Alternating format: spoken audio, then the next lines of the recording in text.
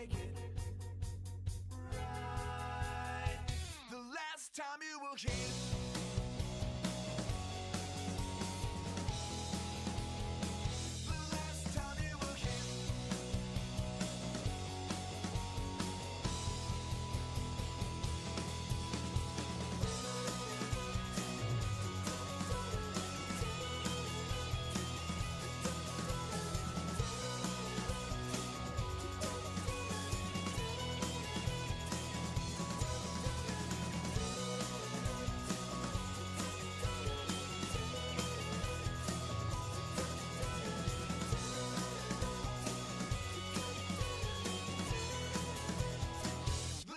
Time you will kiss.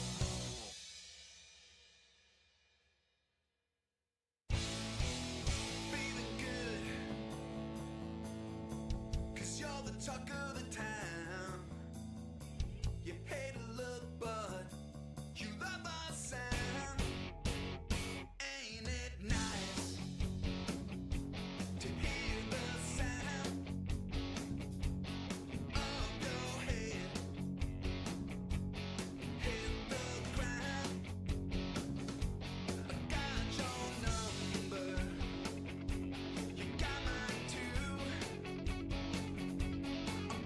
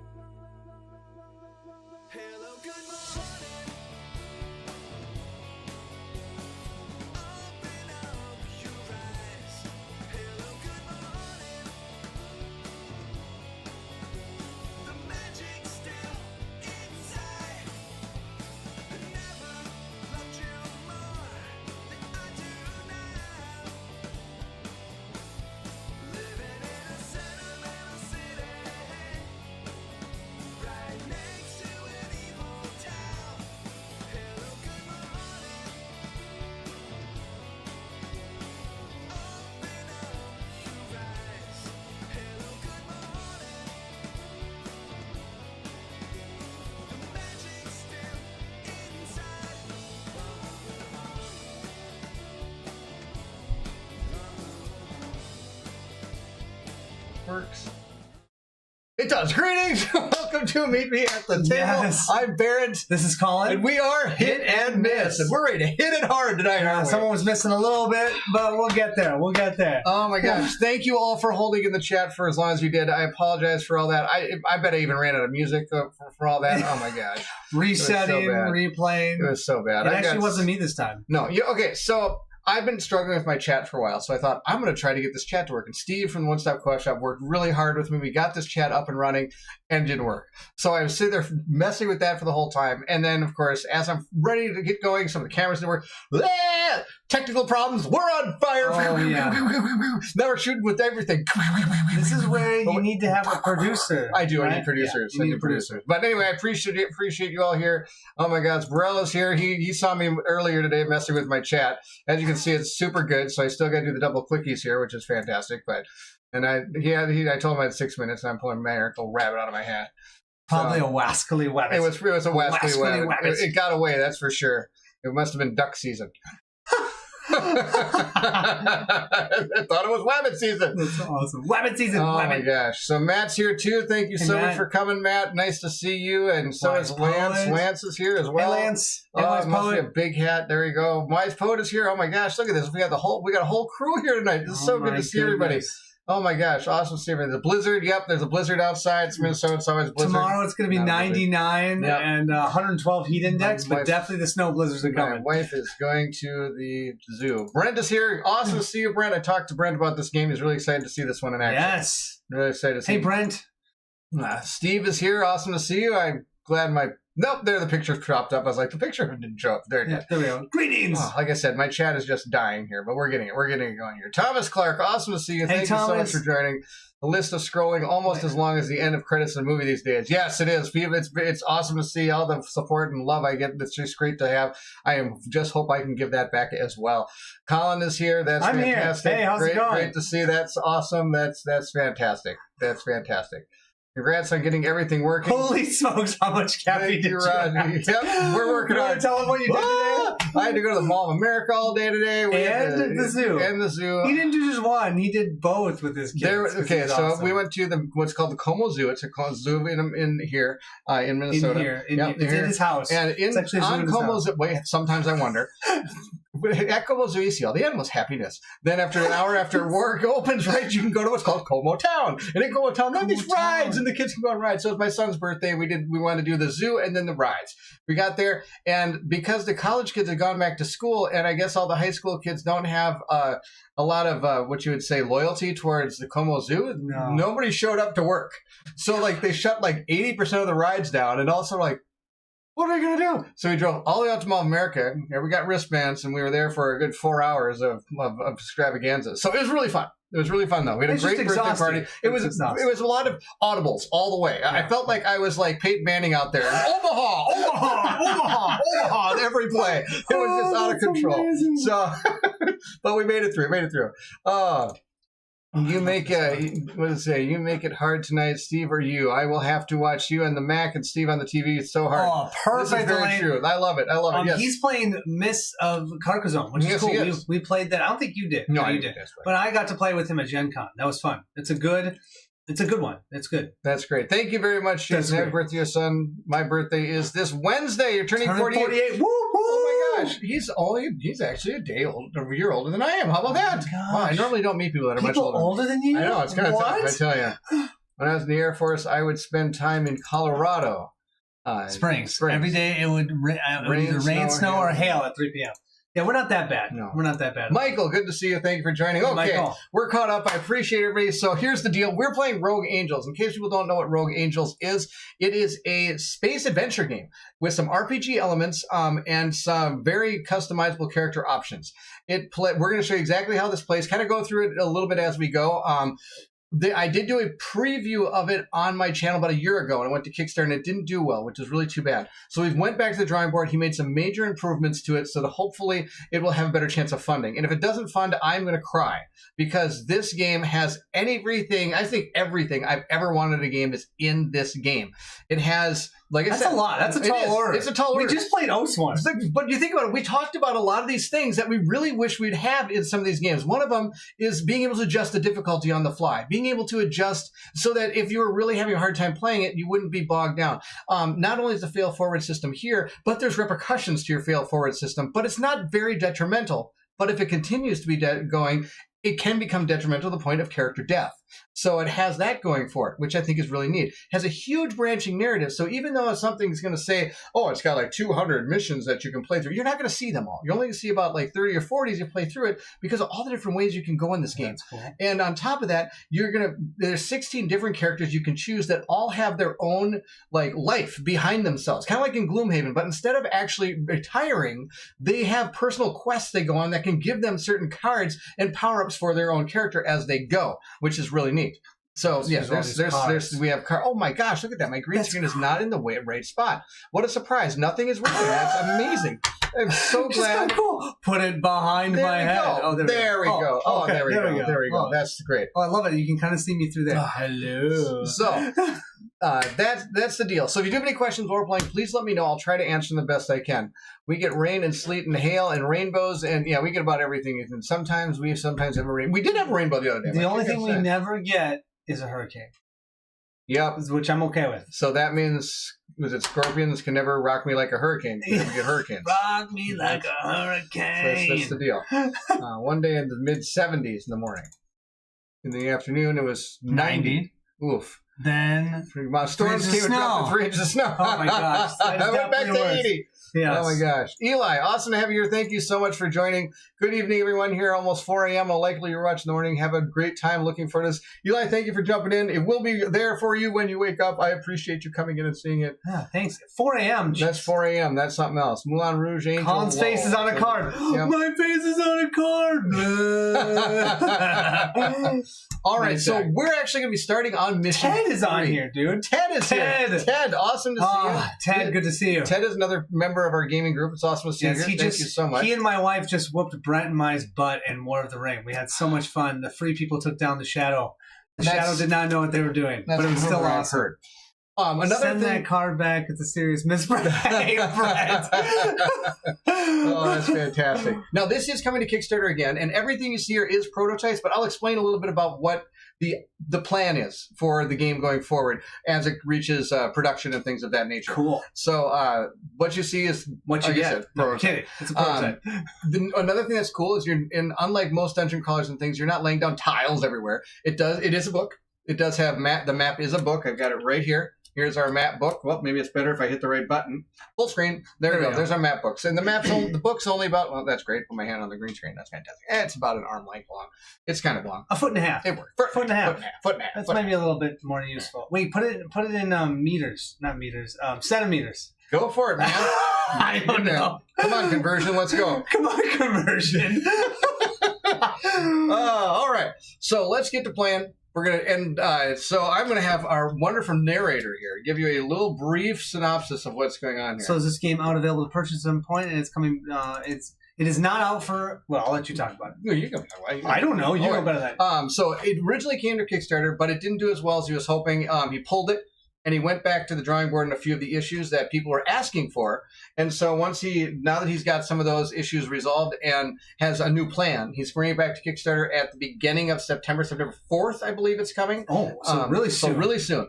So that's the 21st. That's in like 2 weeks. 2 weeks. And that's why Colin and I are going to play this for 2 weeks. And maybe 3. We'll see what we decide. Because I don't want to spoil. Because, of course, all these missions might actually be in it. This is a prototype. And so I just want to let you know there are spoilers. We are doing the 3rd mission. I have noticed that the first 3 missions are kind of on rail. Yeah, I said, okay, Brent caught me. What? So, yeah, here my problem is because, again, I don't have a producer helping with the channel. I wrote the wrong crowdfunding thing in it, so I'm going to change the title and everything after we're done. But it is going to Kickstarter. If that's wrong, please come back next week and you'll find out if I'm wrong. Well, you'll put a link in the. I'll put a link. They'll find it, but yeah. So you think it's Kickstarter, not GameFound? Correct. You put it as GameFound. Okay. I put it as GameFound. But it's supposed to be Kickstarter. Those are the 2 main platforms. One of those 2. And I never know which games are going anywhere anymore. Like Freeing Guard was originally Kickstarter. Now it's going back on GameFound. And sometimes it's on Kickstarter and then their backer kits on GameFound. Yeah. Stars Vicarious, I think, was on Kickstarter. Now that's on GameFound. So it's like, everything's going all over the place. I never keep track. There.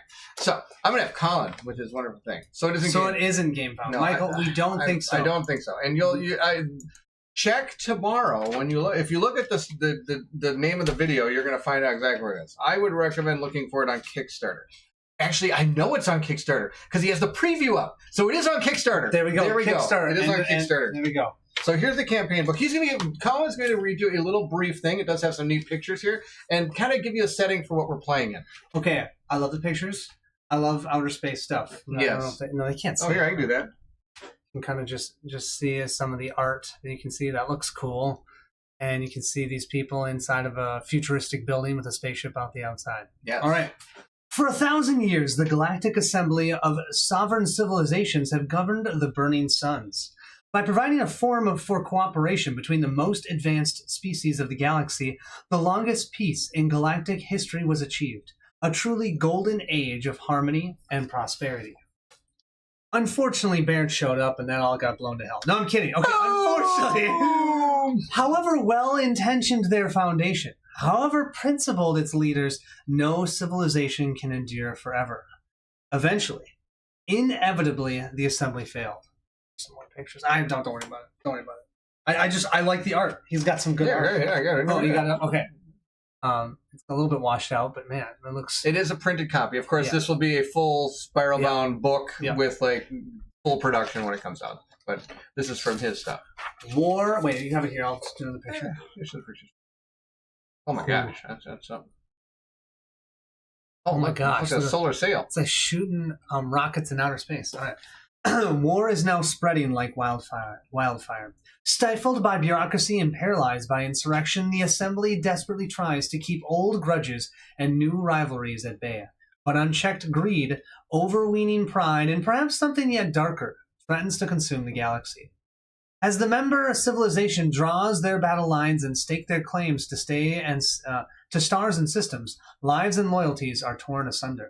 From Ava Ariel to Panchaea, from Nomius to Modeus, people who have only ever known peace and privilege must reckon with the new harsh truth that the galaxy isn't as safe of a place as they believed. Beyond the Assembly's control, though, an uncertain life is business as usual. For the freelancers and free spirits of Brimstone Base, home of the Hellfire Pirates, risk is all in a day's existence. A little too close to the galaxy's incandescent heart, Vexation is a toxic, superheated mess of a system, a perfect mess in which to disappear.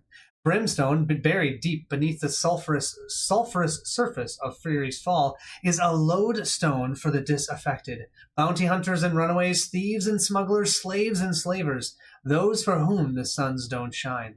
It's a dangerous place. Violence decides the pecking order. But someone always has a job for an enterprising mercenary or a desperate one. And if your skill and luck holds, there's a lot of credit to be made, particularly now. War, after all, is good for business. Very true. So that's kind of the setting of how this works. So we are mercenaries. Yes. So we don't work for the Alliance. Okay. No. Okay. Well, I mean, we start off not. We don't know how the story is going to progress. So do we meet at a bar? Correct. We all got there, and someone came down and said they want to pay us some money to go on a quest. You actually have a kind of a guy who comes to you as a pilot, or as running the ship, and you're kind of mercenaries on his ship, and he has jobs for you at first. And so the first couple missions are that. If you're interested in seeing kind of how that played out, I did recordings of those, and the second one I know is on my channel. The first one actually I did on the One Stop Co-op Stop stream channel with Steve, and I believe Derek from Candy Studios was there with the creator. The creator's name is Emil. Okay. And I did notice somebody asked, I think it was Jason. He wanted to know if the designer would be stopping by this evening. I don't believe so. He actually is in Denmark. So his game is, he's from Denmark. Ooh, so it'd be kind of a I checked, it's 3:30 in the morning there. I don't know why he's not on. Come on. Next week, I'm planning to reach out to him, just say, hey, we're doing a stream of this at this time. So if you want to, he can jump in and answer any questions that maybe I didn't know that I wasn't able to produce answers to on this stream. Okay, that's kind of a lot to ask him to get up at 3 o'clock. So we'll see. Because, but he's done it in the past. Oh yeah, yeah. He's very excited about this game, as you should be. We missed our joke. This joke. We failed miserably. I missed it. What is it? Gam found? I see. I missed a joke too. There were other people who thought it was funny, and I just failed to understand humor. I guess. I mean, so that's I apologize. I apologize. So we're Han Soloing. That's right. Han Soloing. I'm okay with that. Oh, that's fantastic. Let's see here. So in the vast vacuum of space...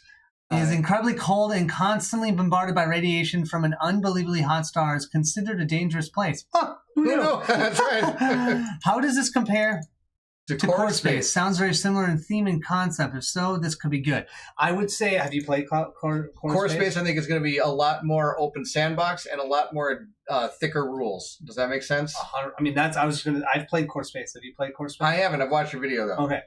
There's a lot to Core Space. I mean, there's half of it is just building the freaking terrain. But it is very similar in nature where you're going out and completing objectives. But this is going to be fully co-op. That Core Space, you don't have to play co-op. You can play with different teams and everything. Actually, generally it's solo with one team. Or you can play multiple teams and you're kind of vying for it. This is fully co-op, right? Yes. Okay. Yes, I apologize for that's why there's the joke. I can't even spell game found right. Oh, wait, you can't spell something right? I mean, okay, how long have you all been watching Barrett? I mean, that is a given. Well, good news, Barrett. It's not on Game Found or Gum Found or Gem Found or whatever that is. Do you know when he posted this morning? He posted this morning. It said Forbidden Forest as the picture. Mission 3. I send him a little polo going, I don't think we're playing Forbidden Forest, are we? And he goes, see, this is why I need a producer. But yeah, apparently I didn't catch this about Game Pound. I'm going to watch later. Thank you, Jason, for joining. Yes, please give it a shot. Yeah. Watch the Dice Tower. And I'm going to watch the Dice Tower. Have a good night. All right. Have a good night, Jason. It's good to see you. Umbracius? This is definitely a game I think would be right up your alley, Jason. Umbracius? Yes, this is the captain of our ship. All right. Mission briefing. Throughout the years, the Assembly has tried to flush the Hellfires out of Vexation, but to no avail. Well hidden from Assembly enforcement, the Hellfires started broadening their horizons beyond regular piracy. Rumor has it that the pirates have allowed various factions, corporate, criminal, and governmental, to establish research outposts within Vexation, earning them vast sums of protection money. Do I want to know? Oh, Jason was saying, I'm going to watch Dice Tower. It was a joke. He's still here. It was an attempt to and it failed. I'm sorry. So this is the only problem with chat, especially when it's delayed chat. Sometimes we miss it. I still think if you hired a producer, they would fire the director. Probably. They would probably fire me in a heartbeat. Zach, that's probably why he hasn't hired one. That's probably why. The goal of at least 2 of these facilities is to develop new antimatter technology with the potential to reshape entire planets, maybe even stars themselves. But since it happened outside of the Assembly's jurisdiction, everyone can happily turn a blind eye. The polity will pay handsomely if you and your team can assist with acquiring some of that research. It will help us establish viable colonies and territorial security in our region of the galaxy, establishing a true home for our people beneath these new stars. Locating any of these research sites, or the primary Hellfire base for that matter, is almost impossible, due to the heavy planetary atmospheres and the complex radiation patterns so close to the suns. But I've come across a few supply records, giving us the first clue of where to start looking. So, whenever you're ready, I suggest we begin. You ready your gear and your team as the ship approaches its target. When ready, continue to C2. Mission layout. All right, that's what we're at, right? Let me see. Oh, wait, we're on C3. So that was the previous mission. Okay, we just finished this mission. Yes, Check. We're all good there. We did this fine. Actually, there is something important coming at the end, so it is important to go to the next. I can't believe you made me read all of that C2. Basically, in that, as you can tell, we had to go in and find out where these sites were and things, and so we went in, got some. We're still in. This is C2. Keep going. This book has got a lot of things going on. C2. Okay. Aftermath. So we finish here. This is where we finished. And if you notice, I'm going to show this picture because it's awesome. So at the end of the story, okay, this is going to be important as we play this game. So when we finish this story, we had a choice we had to make here, and I'm going to make sure my watch gets in the way. So as it says each player will tell Umbrusus the story about themselves, and depending on what they choose, valor, or they choose like a story of a person close to you, or things of that nature, you're going to gain a personality trait on your character, which is going to be able to unlock certain parts of your cards that you're going to be playing as you play through the game, and they're going to be increasing the efficiency of the actions that you're going to be doing during the game. So you want to, as you're picking them, you're going to go. For example, that one right there. Yep. Right? So if we had a blue one checked off, we decide to take that blue one, we're going to get a blue token that we'll be able to keep every time we go to a mission. They restock for every time you go to a mission, and you're going to be able to, when he plays this card, he's going to do the top part of the card, but then he can choose to spend the blue token then to give the ability to move his allies to other spaces, which is pretty cool. That's one of the things I like about this game. So in the end, we did actually pick out, I chose these things for each of our characters. We are playing with 4 characters tonight. All right. And then after we do that, we are going to go to this, we're now Toad in space. That is the mission we're supposed to be on, because apparently Barrett doesn't.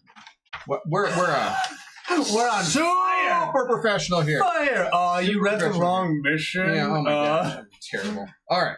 C3. Okay, hold on. Before you do that, let me just check to see what's going on here so I make sure I'm answering questions. Zach, there's a writer's strike. That's awesome. Yes, there is. This is true.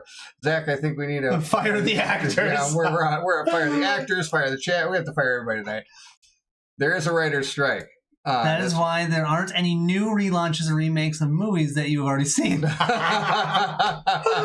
awesome. We can't afford to lose the talent. There we go. Oh my gosh. All right, so we're going to start with this. We have now completed set prior mission 2.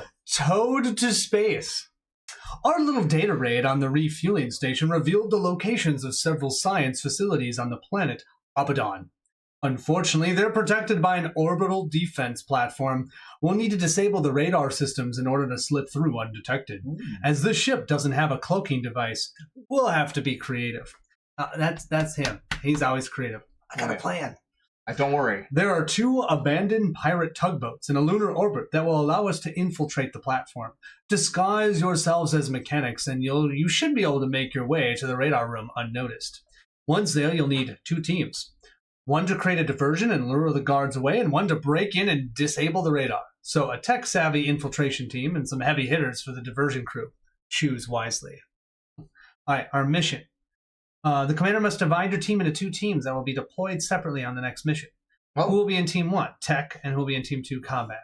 Okay, you're going to have to... I'm going to guess that the Tech is going to be the girl over there, and this Vera? Vera, the Terran, and my character over here, the Neomorph. Well, I was hoping that it would not be both mine and yours would be separate, so that's good. I think that guy up there is a I mean, he looked like he's guy. a combat guy. And I think my guy's a combat guy too. Okay. All right, so we'll show you our characters in a moment. All right. Obviously, we won't be of much help aboard the ship, but my pilot can perform a few maneuvers in the distance. This may lure some of the Hellfire personnel away in their fighters. It could, however, also delay your pickup, and you won't get very far in those tugboats if a firefight starts. I think it'll be wise to consider this among your team. When you're ready, I suggest we get moving. Choice. Do you want the pilot to lure away some Hellfire personnel? Yes or no? Okay.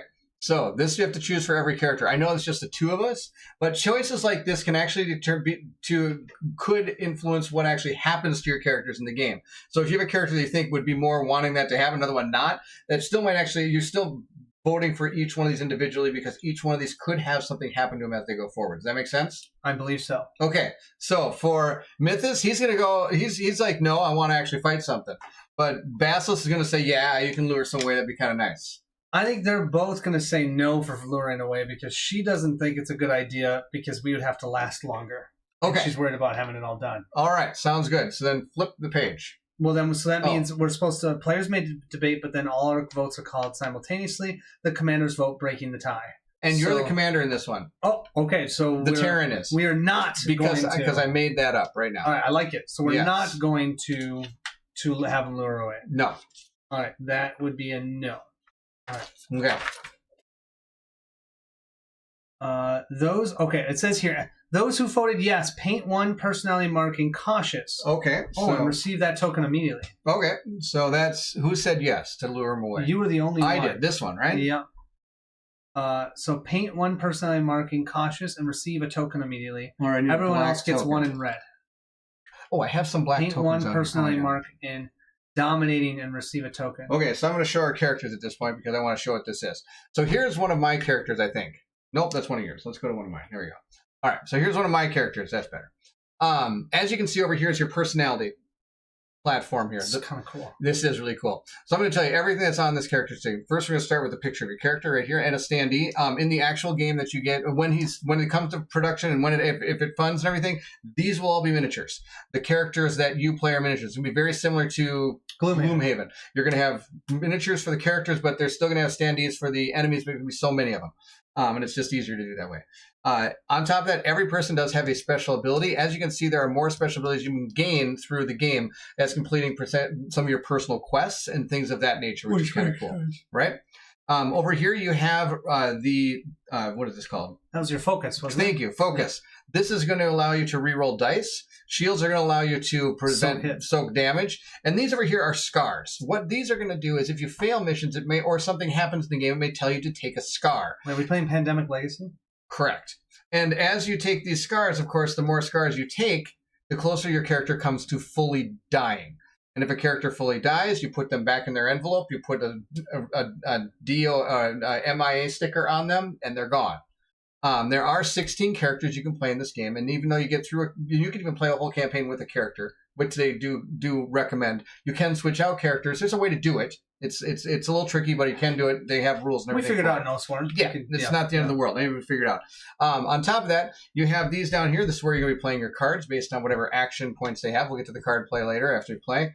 And over here, like I said, are your personality traits. Now, these personality traits, like we said before, are going to trigger different things on some of the cards by spending those tokens. Now, you get all these tokens back at the beginning of every mission, but you only get a finite set of tokens. So, for example, this guy voted no, so he gets another red. So, as you can see, I can just keep coloring in these little spots here, and I'm super good at coloring. Actually, my kid down here is much better than I am at this. What happens when you fill it all the way up?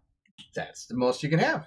Oh, okay. So, and then it does say receives a token immediately. So perfect. Another. I'll let you color in yours. Okay, so both of mine were red. Yep. So she's going to get one red. And the other guy's going to get a red one as well. Okay, so these aren't denoting, or are these denoting that we would have that many tokens then? Yes. So if I've got exactly. Got it. So if you get up to the top, then you just are going to have that many tokens on that one. Correct. So you're going to get an extra token here. He's got two. And she's got one. Here's going to get one on a red. Nice. I'm going to get a couple here. And one on the red and one on the yellow. Get tokens, or I would have had these available. Right? Sorry about that. I know, my fault. Oh, this guy's got every color. That's hilarious. All right. There we go. Okay. So I hope that made sense. If it didn't, please let me know. Let's see here. Steve says that the characters are going to now be called Target 1 and 2. And he says, no, Steve, not. I don't think so. They're going to be called Red Shirt 1 and 2. Red Shirt 1, Red Shirt. That's awesome. Let's see what else. We got a lot here. So Bob 1 and Bob 2, yes. And I do not want... What's he saying here? I can't read it. I got it. And I do not want the ghost of Gene Roddenberry haunting me. Baron, you must focus. He knows the column. Oh, yes, that's great. You love that? Baron must focus. He must focus. Yes, Mike. Hey, Mike. He definitely needs to focus. Mike, good to see you. Using a permanent Sharpie. Oh, okay. That's another thing I want to mention. Thank you very much, Tim. That brings up another point. In the prototype, I do actually have 2 of every one of these cards that you see out in front of you. So I do have 2 of these. The game itself is going to be completely reusable. He's going to be using reusable stickers. I don't know the system he's going to use here. I think he's got reusable stickers for these as well that are going to be able to be put on these to be able to denote what you have and what you don't. So he's planning to be able to, because that was one of the big concerns about the original Kickstarter, was people like, well, what if I want to play with another group of friends and I want to use the same guy? They're like, oh, well, so he was thinking of either using more pads, but then he came to the decision of using fully reusable game. And so you can restart the game over and not worry about it. That's cool. That's pretty good. Nope, not doing that. I couldn't believe it, but it's a prototype. A lot of times with prototypes, yes, you do this, then you write on it and whatever. Yes, so like you said, that's great. Yes, I agree. It is great that he's doing that, because especially with games like this, that there is a lot of effort going on to this board and what you're going to be doing to these characters and even to these cards. You're going to be putting stickers on these cards, because as you level up your character or get certain items or abilities from your characters through the story, you're going to get stickers that you're going to be placing on these cards to help your cards become more powerful based on how you've built your personality out on your character. Oh, that's cool. Which is pretty neat as well. I really like how you can see your personality on your character sheet at a glance. It's easy to see it. Mm-hmm. Do you know what I mean? Anyways, I like that. A lot of good stuff. Or laminate the player card. Yes, that's another option. Yeah, and then you can use a Sharpie, and then when it gets all rubbed off in your box, you're not going to know. But, you know, yeah. 100%. Rubbed off in your box. I'm just saying, never had that happen before. No! Okay. All right. No! If the team voted no, Okay. that's what we voted. I don't give bonuses for bravery, although I do admire it. Make sure your entire team is on high alert, as there will no doubt be numerous enemies to deal with. Speaking of which, I've heard the Hellfires tend to deploy special changeling commando units called Nightbanes on high-value jobs. You should expect to encounter some here, since they're protecting such valuable customers. Oh, great. All right, mission layout. Okay. So here's the mission layout. Did it tell us to go that one? C3B mission layout. C3B. Oh, that's not All that right. one. So now we're going to show you your layout of mission here. I kind of got some of it going here, but I think I have to redo it. Yeah, Okay. Yeah, I do. Yeah. Okay. So here's the way the mission works. First, it's going to tell you. First, it's going to show you what it looks like under a green screen. It's going to tell you what map you're going to use. It's telling me to use map 3. I think right here. Yep, map 3. It's going to start up here. Place 2 doors, 1 console, 4 fuel barrels. Then TS is team size of Nightbanes, and they're going to go in R1 through R4. And so we look on here and see where those are. So as you can see, our barrels are going to go here, all over here. Where's another barrel? I got barrels, but I only have 1 door. Don't we need 2 doors? We need Here's another 2 door. Yes, You told me we didn't. Liar. Well, it might have been a different setup for a different thing here. If we had said yes versus no. There you go. All right, those are our 3 barrels. Oh, there's 4 barrels. Oh boy. Oh, we need another barrel? Yeah, here. I think I got another barrel. Okay. First, let me here's the door. Here's another barrel. Let's put that down. That's a barrel? I don't know. Unless you got a barrel in there. I don't know. Barrels are going to be in there. Over there. And those big stack of things. I'll put the rest of the stuff out here. So then we're going to be putting our it says TS Nightbanes. Okay, our guards. So we need to get guards. Really? Okay, well I put the wrong. I have thugs and guards. So we're going to find our standees of our guards. We're going to replace these. And I'm going to let you put those together while I explain some other things. Well, I got to find them. Barrels are going to be in these. They're going to be right about there. Keep going a little more. What do you find? There you go. There are canisters. One minute. Try over there. Try over there. I'll find some guards. And like I said, all of these are going to. Oh, the guards actually. I didn't think about. I've got a guard right here. Rock. We need 4 of them. Oh boy, I've got 1. Yeah, you'll have 1, and there'll be another one in there too. Okay. 1 guard. Here's another fuel canister. Got it. Okay, Boom. you're okay with fuel canister, not a barrel? Yep. So just know it's the same thing? Yeah. Fuel canister, everything. Okay. Oh, look at this. Kim's here. Hey, Kim is running a raiding party. I guess they're raiding us. Yes. We haven't even started playing. I'm excited to see what happens with the Kickstarter. When it launches, unfortunately, I have an early shift tomorrow, so I have to hit the bed. You guys take care of each other and have as much fun tonight. Thank you so much for joining. Awesome to see you as always, Jason. Super good. Ryan, good to have you here. Thank you for joining. I think a raid just showed up. Welcome to the One Stop Co-op Shop viewers. Yes, all of you, thank you for joining. It's going to be awesome to see you. There's another guard. We are setting up our bad guys that we're going to have to take on for our mission in Rogue Angels, which is coming to Kickstarter in September 4th. September 4th, I want to say. If I'm wrong, Steve, oh, here comes Falcon Punch. Falcon Punch! In case Steve wants to correct me, because he probably knows more than me. Steve always knows more than me. Okay, so these are really cool little standee things. Yes. But trying to look through them individually. Here's our other guards. Oh, you found some more guards? Yes. All right, what else do we need then? I think that's it. Oh, I didn't find any more barrels. So I got the barrel. That's all we need. We got everything we need. Okay. Everything we need. All right. All right, I'm going to have you put these guards on the little standees while I explain what you're seeing on these. Don't we need 4? Okay. Yes, there's your 4 guards. So I'm going to show you a thug, and then that'll at least be able to give you an idea of what you're seeing here. Here's a thug. So what we're seeing on this thug is everything you're going to need to know. This is its range when it goes to try to attack you. This is its speed when it's activated and it's told to move. And this is its damage it's going to do. This is how many shields it has, and this is how many health it needs before it will die. They're all different, and they shouldn't say it. All the enemies are different, but each individual type of enemy is usually all the same, unless, of course, the mission parameters have changed them by saying R1 through and 2 have this versus R3 and 4 having this. If that makes any sense. That's very similar to Gloomhaven. Yeah. All the monsters are really the same. It's just a matter of there's so many different types of monsters. These guards could these individuals. They could have kids and family, and they're just doing the shift so they can get home with their families. And here we are destroying them. You're right, Steve. This game is super fun. So now the other here you're gonna look. Why 1, 2, 3, 4? Is that where they're supposed to go? Yep. So 1's gonna go there, and your 2 next to it, and so on and so forth.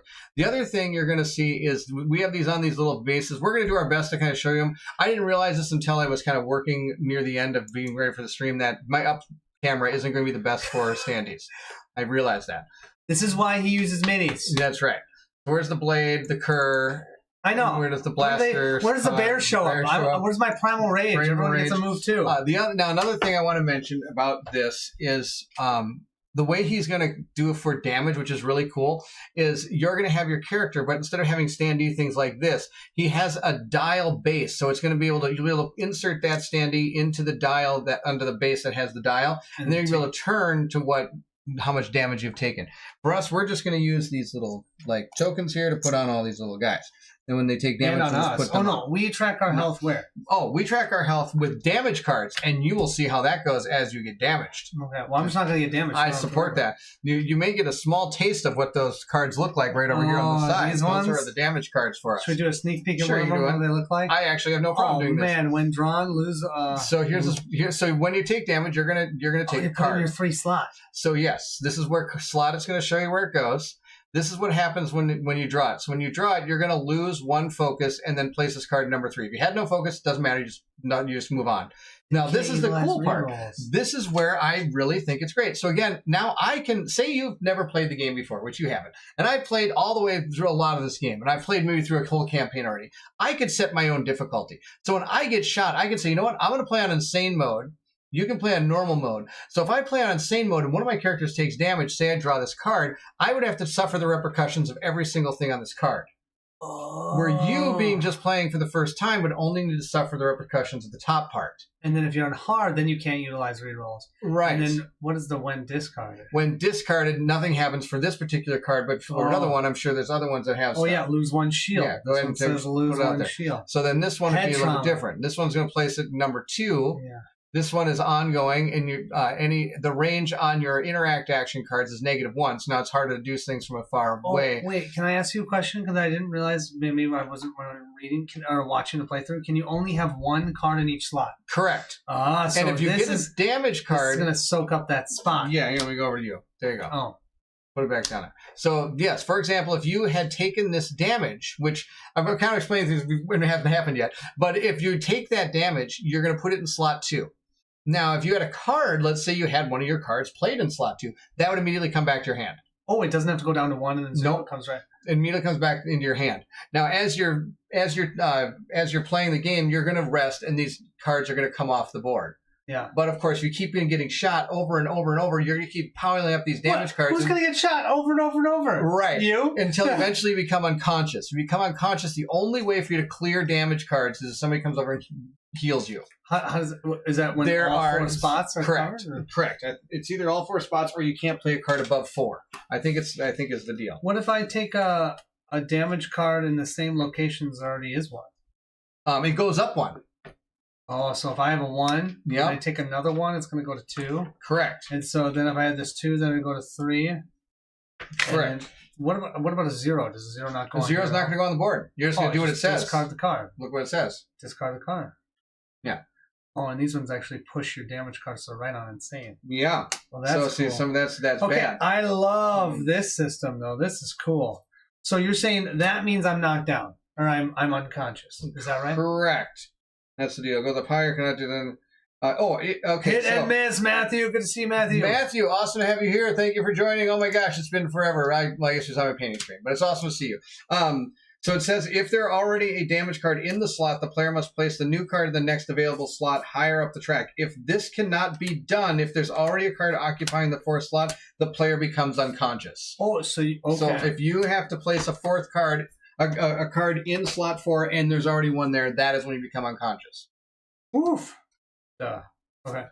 Now, of course, most of the damage cards are going to be 1 through 3 because the more damage you take, you won't be really bouncing these cards, right? Yep. And then when you discard them, do you just discard them off and discard the... discard it, and then you shuffle the whole damage deck. Hand and then you just shuffle the whole damage deck together if you can't draw one. Does that make sense? Roger. Okay. Let's go back to the game board. We're still setting up. I need the R5 and R6, which are the enforcers. Yeah, R5 and R6. Yep, so R5 is going to be here, and R6 is going to be right down here. There we go. This is a door. It's going to be right here. The other door is going to be right there. There? Yep, right there. And you put it in between two Correct. hexes? You put it in between the two hexes. And then the last thing is the computer. It's going to be right here. Oh, which does make sense. There's a picture of it right there. Yep. Okay. And then we're going to have to place out the guards. The guards are going to go R1 and R2 are right here. Aren't these the guards? These are the sorry. guards. The night Banes or something. The night Banes. The bad guys over there. I didn't get the Yeah, you did. They're up there. Those ones up there. Oh, these? Yeah, those dudes. Put 1 and 2 right here. 1 goes here. All right, 2 right here. 3 and 4 over here. Jeez, man. A lot of guys. Now, they're not all going to activate all the time. You'll see how activation works. Monsters only activate after we have done something. And then I'm talking, I go, monsters go. One of my characters, a character goes, monster go. Character goes, monster go. Character goes, monster go. But not every character activates. This is the one thing, it's a little wonky, but once you get it under control, it actually works out pretty good, and you'll see how it plays out. Okay. The more people you play with, so we're playing with 4 characters, the more wonky it's going to kind of be, but it all averages out in the end. If you're playing with less characters, it's less wonky. You'll see. It's not the end of the world. Let's hear what it says. Found your channel a little while ago. First time catching on a live play. I love it. Your personalities and humor fit me and mine perfectly. It's probably your humor, right? Thank you for all that you do in this hobby space. Dude, well, that's amazing. Thank you so much, Dragon Tears. Dragon Tears. That's a Thank great you so name. I can't read anything that you're saying. I'm even wearing glasses. I have my glasses. I still can't read half the Let's time. see. Maybe if I push them up a little bit more. If I throw something at Colin. Maybe if I look at it like this, just look down. No, I gotta look up like this. Oh, wait. Oh, yes. Sent you a thing. Hope you like post-apocalyptic Lovecraft fanatic comic books. I do. I'm looking forward to it. Awesome. Post-apocalyptic Lovecraftian comic book. Welcome to the Nut House, Dragon. That's right. You have entered the realm. All right. Now, of course, the one thing we forgot to do before we set all this up, we forgot to pick out where the tech people. Oh, we already picked them. Yeah, we already picked them. I'm the tech person. Other tech person. Okay. Now you have to put. It told us which team is which on the other page. Yeah. Where do we put? Well, there's 2 different places to put teams. Oh, do we get to put teams? It does. It says either one and either one. I thought we had to put team 1 and team 2 in a certain spot. No, and the deal is that we have to. I'm going to guess the tech guys go. I don't know because we have to go. So I think what they're saying is like we're supposed to go here and they're supposed to go here, and then you maybe put your other tech person over here, and I'll tech person's here over there. Yeah, and this guy here. Okay, can you explain a little bit of the stuff on the board? Yes, I totally. So there's red lines, white dotted lines. So let's zoom in a little bit. Okay. Over here. So what you're going to see over here. I know, Matthew. He is using standees. To be fair, this is a prototype, and to be doubly fair, in the actual game, it'll be minis for the characters and standees for the enemies. Correct. Was this post-apocalyptic Lovecraftian Delicious. This is what it sounds like. Delicious. All right. So what you're seeing here, anything that's outlined in red, that is like what you could consider blocking terrain. Okay. And it's got X's on it, so that means correct. You can't go Those, I believe, are the shuttle pods we flew in on. That's my guess. These red lines here are walls. Okay? Okay. When you're doing line of sight, the only thing that blocks your line of sight is walls or red squares. Okay? Roger that. That's the deal. Again, center to center. Super easy. Yep, center to center, super easy. So again, we have some walls over here in this area, and we have some walls down here that are kind of... What about this white dotted thing? Is that just That's thematic? Just thematic so stuff on the ground. These squares are the other ones. Correct. That's it. Sounds like an old Mary Poppins song. Super kill. Move. Yeah. Okay. You can move diagonal. Correct. You can go diagonal. And it is stated in the rule book that even though the walls kind of look like they're protruding out a little bit, it stops directly at that corner point. So you can directly go diagonal through there. It's not like, oh wait, this little teeny edge is sticking out. It's going to block it. Yeah. No, it's not how it does that. Okay. Super easy way to draw line of sight and everything. Cool? Roger that. That makes sense. So in order to get into this pile of mess. Yes. There's a mess. How the heck? Because this is all walls, so to get into here... We have to go through one of the doors. Either that door, so this door should be this way. Correct. That way now I understand. So to get into this room, and inside there's an enforcer. Correct. Okay, that has 5 health, no shields, range 6. What is the 4? The 4 is his speed. Okay. And then the 1 is his damage, but he ignores armor. Oh. So he's going to be rough. Okay? Whoa. I'm a little worried about this. Just a heads up. Whoa. Okay. There's a lot of guys out there. Now, like I said, to play 4 players. So. That's right. And they're all not going to activate. Okay. That's the thing. They're not all going to activate. Now, the other thing we have to get when we're getting ready for it. So we got our guys out there ready to go, right? Okay, we got our guys. Good to go. Then it says, commander decides the team starts in which spot. So you decided. Thank goodness you did that. EBC is none. So the enemy cards that you're going to use, the enemy activation cards, I forget what the acronym. Matthew, we're holding on ATO for right now. Okay. Yes. Yeah. We're holding off. We're coming sometime. We don't start with one. But as you can see, there's a whole bunch of different AI. These are all different ways that the monsters or the enemies can activate, right? And they're both sided. There's a yellow and a red side for a reason. Now, when you originally start playing against them, you're not going to know exactly how they operate. But as you see them start doing things, you're going to know the pattern. So instead of something like Gloomhaven where you got a deck, you're never going to know what's coming next. Eventually, you're going to understand how your enemies fight, and you'll be able to do a little more coordination. When you first enter an area, you're not going to know what these people are going to do. Okay, that's the deal. We're talking about Mary Poppins versus Cthulhu is definitely a drawing that needs to happen. Yes, wow. Matthew, it does. Wow. Mary Poppins and her post-apocalyptic zombie children. Oh my! Where is this going? No. I really. What about the kick your knees up, step in time, kick your knees up? What are those? Oh boy! I really like the AI plans for enemies in games. I do too, and this one's pretty quick and easy to do. It's easier than some of the other ones like your sword and sorcery game. Oh, it's easier than that. Exhausting. It's easier than that. Now the other thing we have to do now is look at our parameters. Our parameters are right down here. We have 15 turns to... We only have 15 turns correct. To get through all of this? 15 turns to disable the console. That's all we got to do. That's all we got to do. We got to get over there, man. All right. We are also disguised. Oh. We are disguised. Oh, I forgot that. We look like... Okay. So a team will stay disguised if no one on the team interacts with objects or enemies. Once a player from a team interacts with an object or enemy, that specific team is revealed. So that object is a door? Correct. And then the enemy activation card will change to chaotic attack. And they will then activate against that team. What's going on? The only thing I'm worried about is that there will be suddenly civilians that need to be rescued. Colin will get distracted, and the mission the mission at hand. You always say the civilians first, unless you're playing Osword, and then you just kill them off. That's right. At this point, yes. There are also fuel barrels, which you have placed here, with these orange things under them, so you can kind of see which ones they are. Oh, I think I missed a fuel barrel. It's right here. Put it on an orange one. Find another orange one over there. Yes, sir. You rock. Where is it? It's going to go right in the corner next to the door over there on the far side. Up one. Perfect. All right. The fuel barrel has 1 health.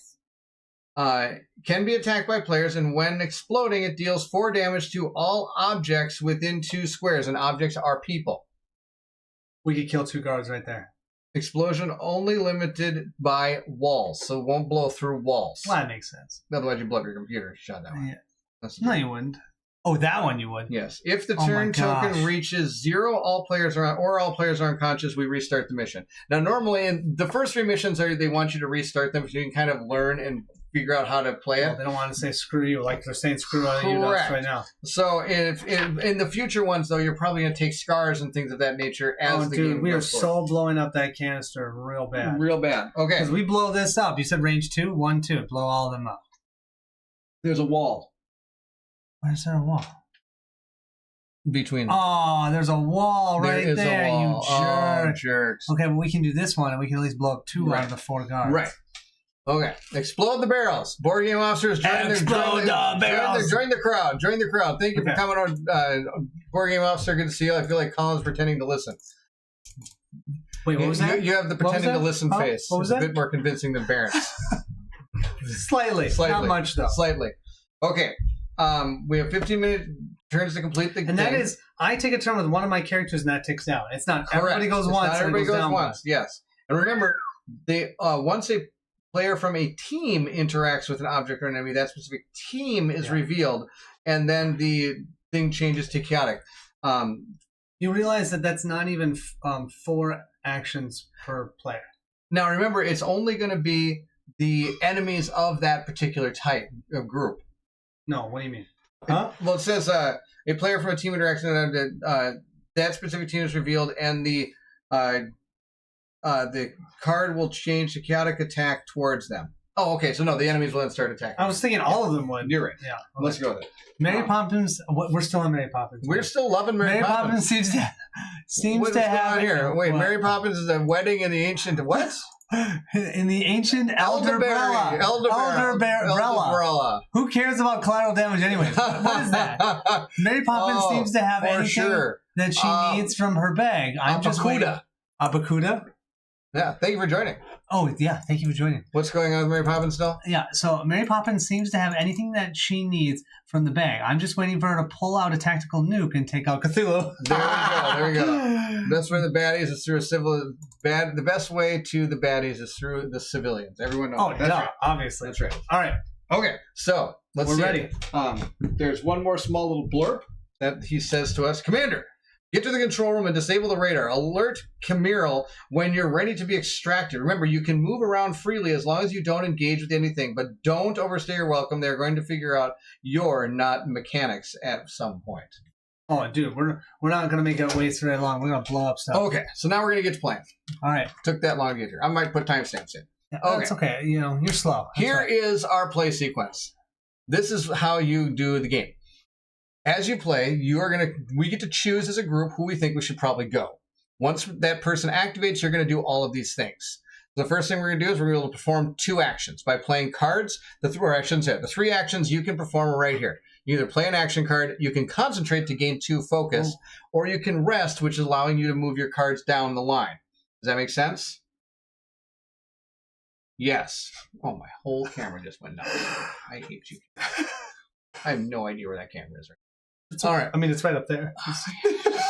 Out of control today, man. This has been one of those days where, like, everything, like I said, everything you're trying to do just becomes inaudible, and there's nothing you can do. You just want to go to sleep, and who knows? I might be sleeping on the floor. That might be my next audible because something happens. And Colin comes in and just adds to the value, right? Yeah. Well, you'd be like, oh, I'm going to go to sleep upstairs. Oh, no, sorry, your roof caved in on your bed. Oh, well, I guess we'll sleep on the basement floor. I mean, that's why the next audible is about to happen. Oh, man. Okay. 4 hours in. Time to play. That's right. It is a Monday, y'all. Yes, it is a Monday. It is. All right, I'm prepared. Let's do it. Then we have to check our mission, and then the enemies are going to go. Red or yellow. So either red or yellow. Whichever one is at the point you're supposed to do. That's the deal. Whatever's at the point that you're supposed to do. Yeah, I'll explain. So, yeah. We forgot. Remember when y'all said I'm Mary Poppins? Got wrapped up making childhood movies and modern day horror shows. Oh my gosh, Zach! Yes. What? Remember when Yondu says, "I'm Mary Poppins, y'all"? Yep, that was one of the famous lines from that at all time. That was absolutely awesome. Oh, it was so good. Yes. All right. I know that reference. Give me a high five, man. Anytime I know a reference. Marvel, let's go. Hey, you gotta give me some. So there's 3 different types of cards that you can play. There's interact cards, more explaining. which are all going to have this symbol right here. These are cards you're going to either be using to attack or interact with objects. You have movement cards, which are going to have this symbol right here. Those are, you have a basic move. Some people have other moves like tail defense or something. It's a moving card. Or else you have these cards, which are like boost cards. Oh my gosh! What? I tell you, man. I don't know if I have any boost cards. No, I don't think you do. Yes, there's 3 different types of cards. Yes. There's a move type, which I talked about. There's an interact type, which I talked about. And then there's oh my gosh, where's the last one? It is here, last page over here. Okay. Then we have effect. Types. Effect. Okay, effect I don't think types I have any effects. No, I think only one person on our group has an effect type, and it's this one right here.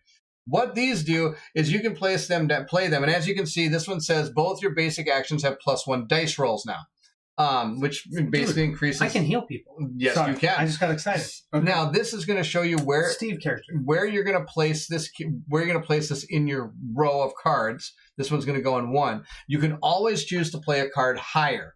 If you ever need to play a card that's into a row that already has a card, and it's one of your cards, you have to play it higher. But you can always choose to play it as high as you want in your row. But the higher you play it in the row, the longer it's going to take you to get back. May I ask you? That symbol means -1 on the row. So correct. If I activate this, it'd be a 2. Correct.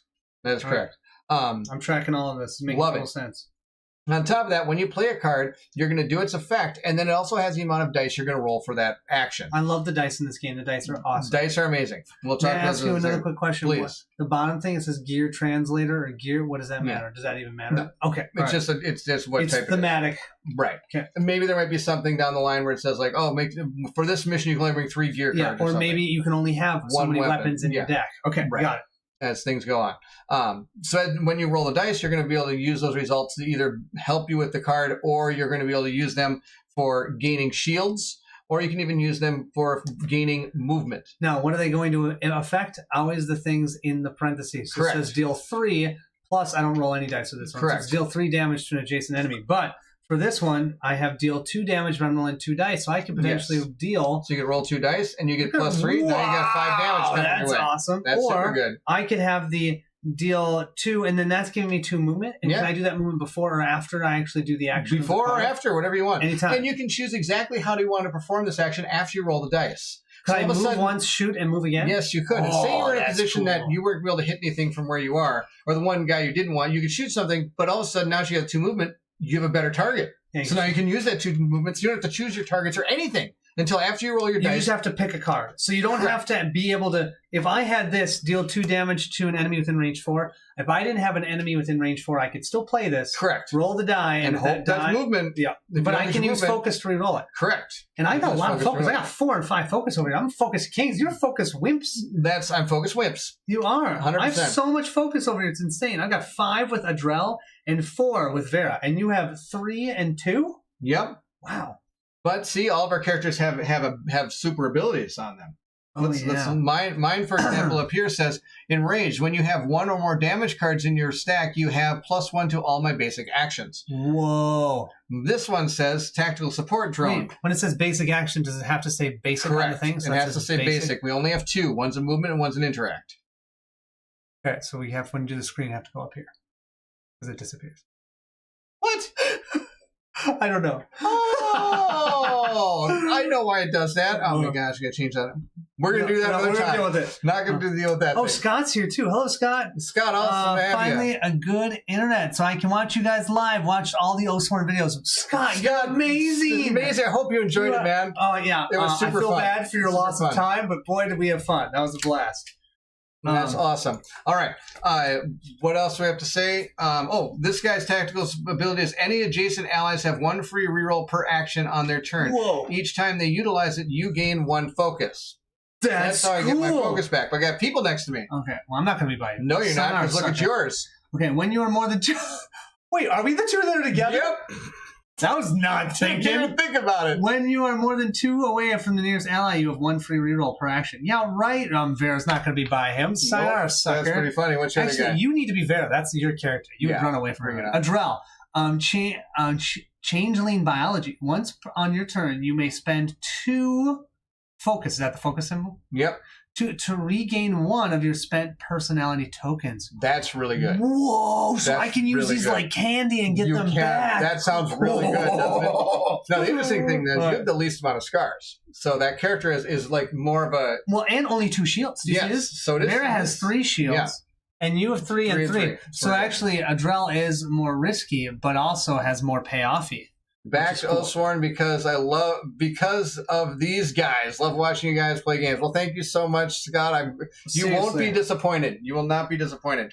All right. So I'm ready. Let's start this, man. I'm ready. Who do you want to activate first? You. Because I've never played. So you pick one of your characters and go. Let's hear. Blow up that canteen. Okay, if I blow that up, then the scouting group becomes seen.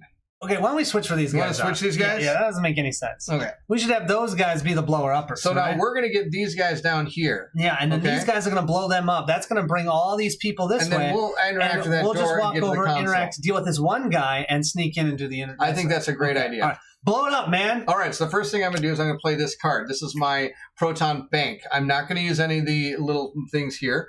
And Explain them really quick what they are, though. Push Oh. all adjacent enemies 2 spaces. 2 spaces away from me, or I can... plus 2 dice, so you can have +4 with whatever this is. This is just +2 movement.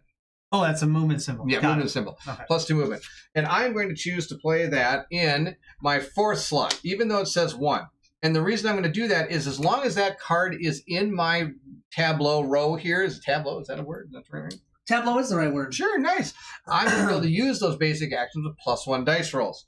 So now, with that in there, I am going to choose to use my basic Wait, move don't card. you roll 2 dice for that, or no? Oh, yes, I do. Thank you. Okay. I do get to roll 2 dice for that card. You're correct. You missed that in your playthrough, too. Oh, yeah, I did. Sure, I did. not roll my 2 I did do that. So I roll my 2 dice. See how we do? You got 2 movement. I got 2 The movement. +2 doesn't do anything, though. Correct, But- because it does. There's yeah. no because we don't have any brackets here, so none of these things are giving me. If there was a bracket that said something, But 2 movement, man, that gets I'll you take closer to shooting that Love thing. love it. So we're close. Watching Colin has me wanting Yimrig. Yeah, that game you're playing. Yimrig? Yeah, you're playing that game. I'm playing Yimrig? I don't know what that is. Mike, please explain. Because I'm waiting to go all in on Nemesis Retaliation because of your videos. Well, I'm waiting to go all in on Nemesis Retaliation too. Barrett is the best at spending other people's money. That's all I'm saying. That's all I'm saying. I spend my own money pretty good too. I do too. But you convince me all the time to spend my money. Oh my god! So, Actually, the best thing is to have a buddy that you can play games with because we split it. We're like, okay, you're buying that one, I'm buying this one, you're buying. We didn't do that before, so we got 2 O swarms. Too much, man. Way too expensive. So now I'm going to take my guys right here, and I'm going to apologize. Whenever we decide to talk about something, we're going to make sure to turn the thing like this so you can see what hide we're it doing. from them, make it so they can't see Oh, it. okay. So I'm going to move 1, 2, and yes, you can move diagonal. You can move. May I ask? Can you go diagonal like that? Yes, you Okay. totally can. All right. So some games with the wall there, you can't Nope. go diagonal. Okay. Not doing anything crazy in this game. Right. Best thing about it, it's pretty streamlined and straightforward. All right. I'm gonna move so they can see where you are.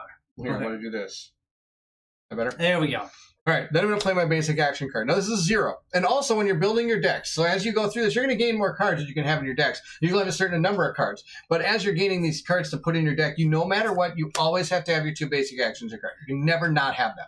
Never I not was have them. never not, and I was That also wondering if you would only be able to have 1 weapon or 1. So I'm curious if your deck only has 1 weapon. I have 2 weapons. So you have 2. So my I guy have over a here only weapon has and 1, 2 weapons.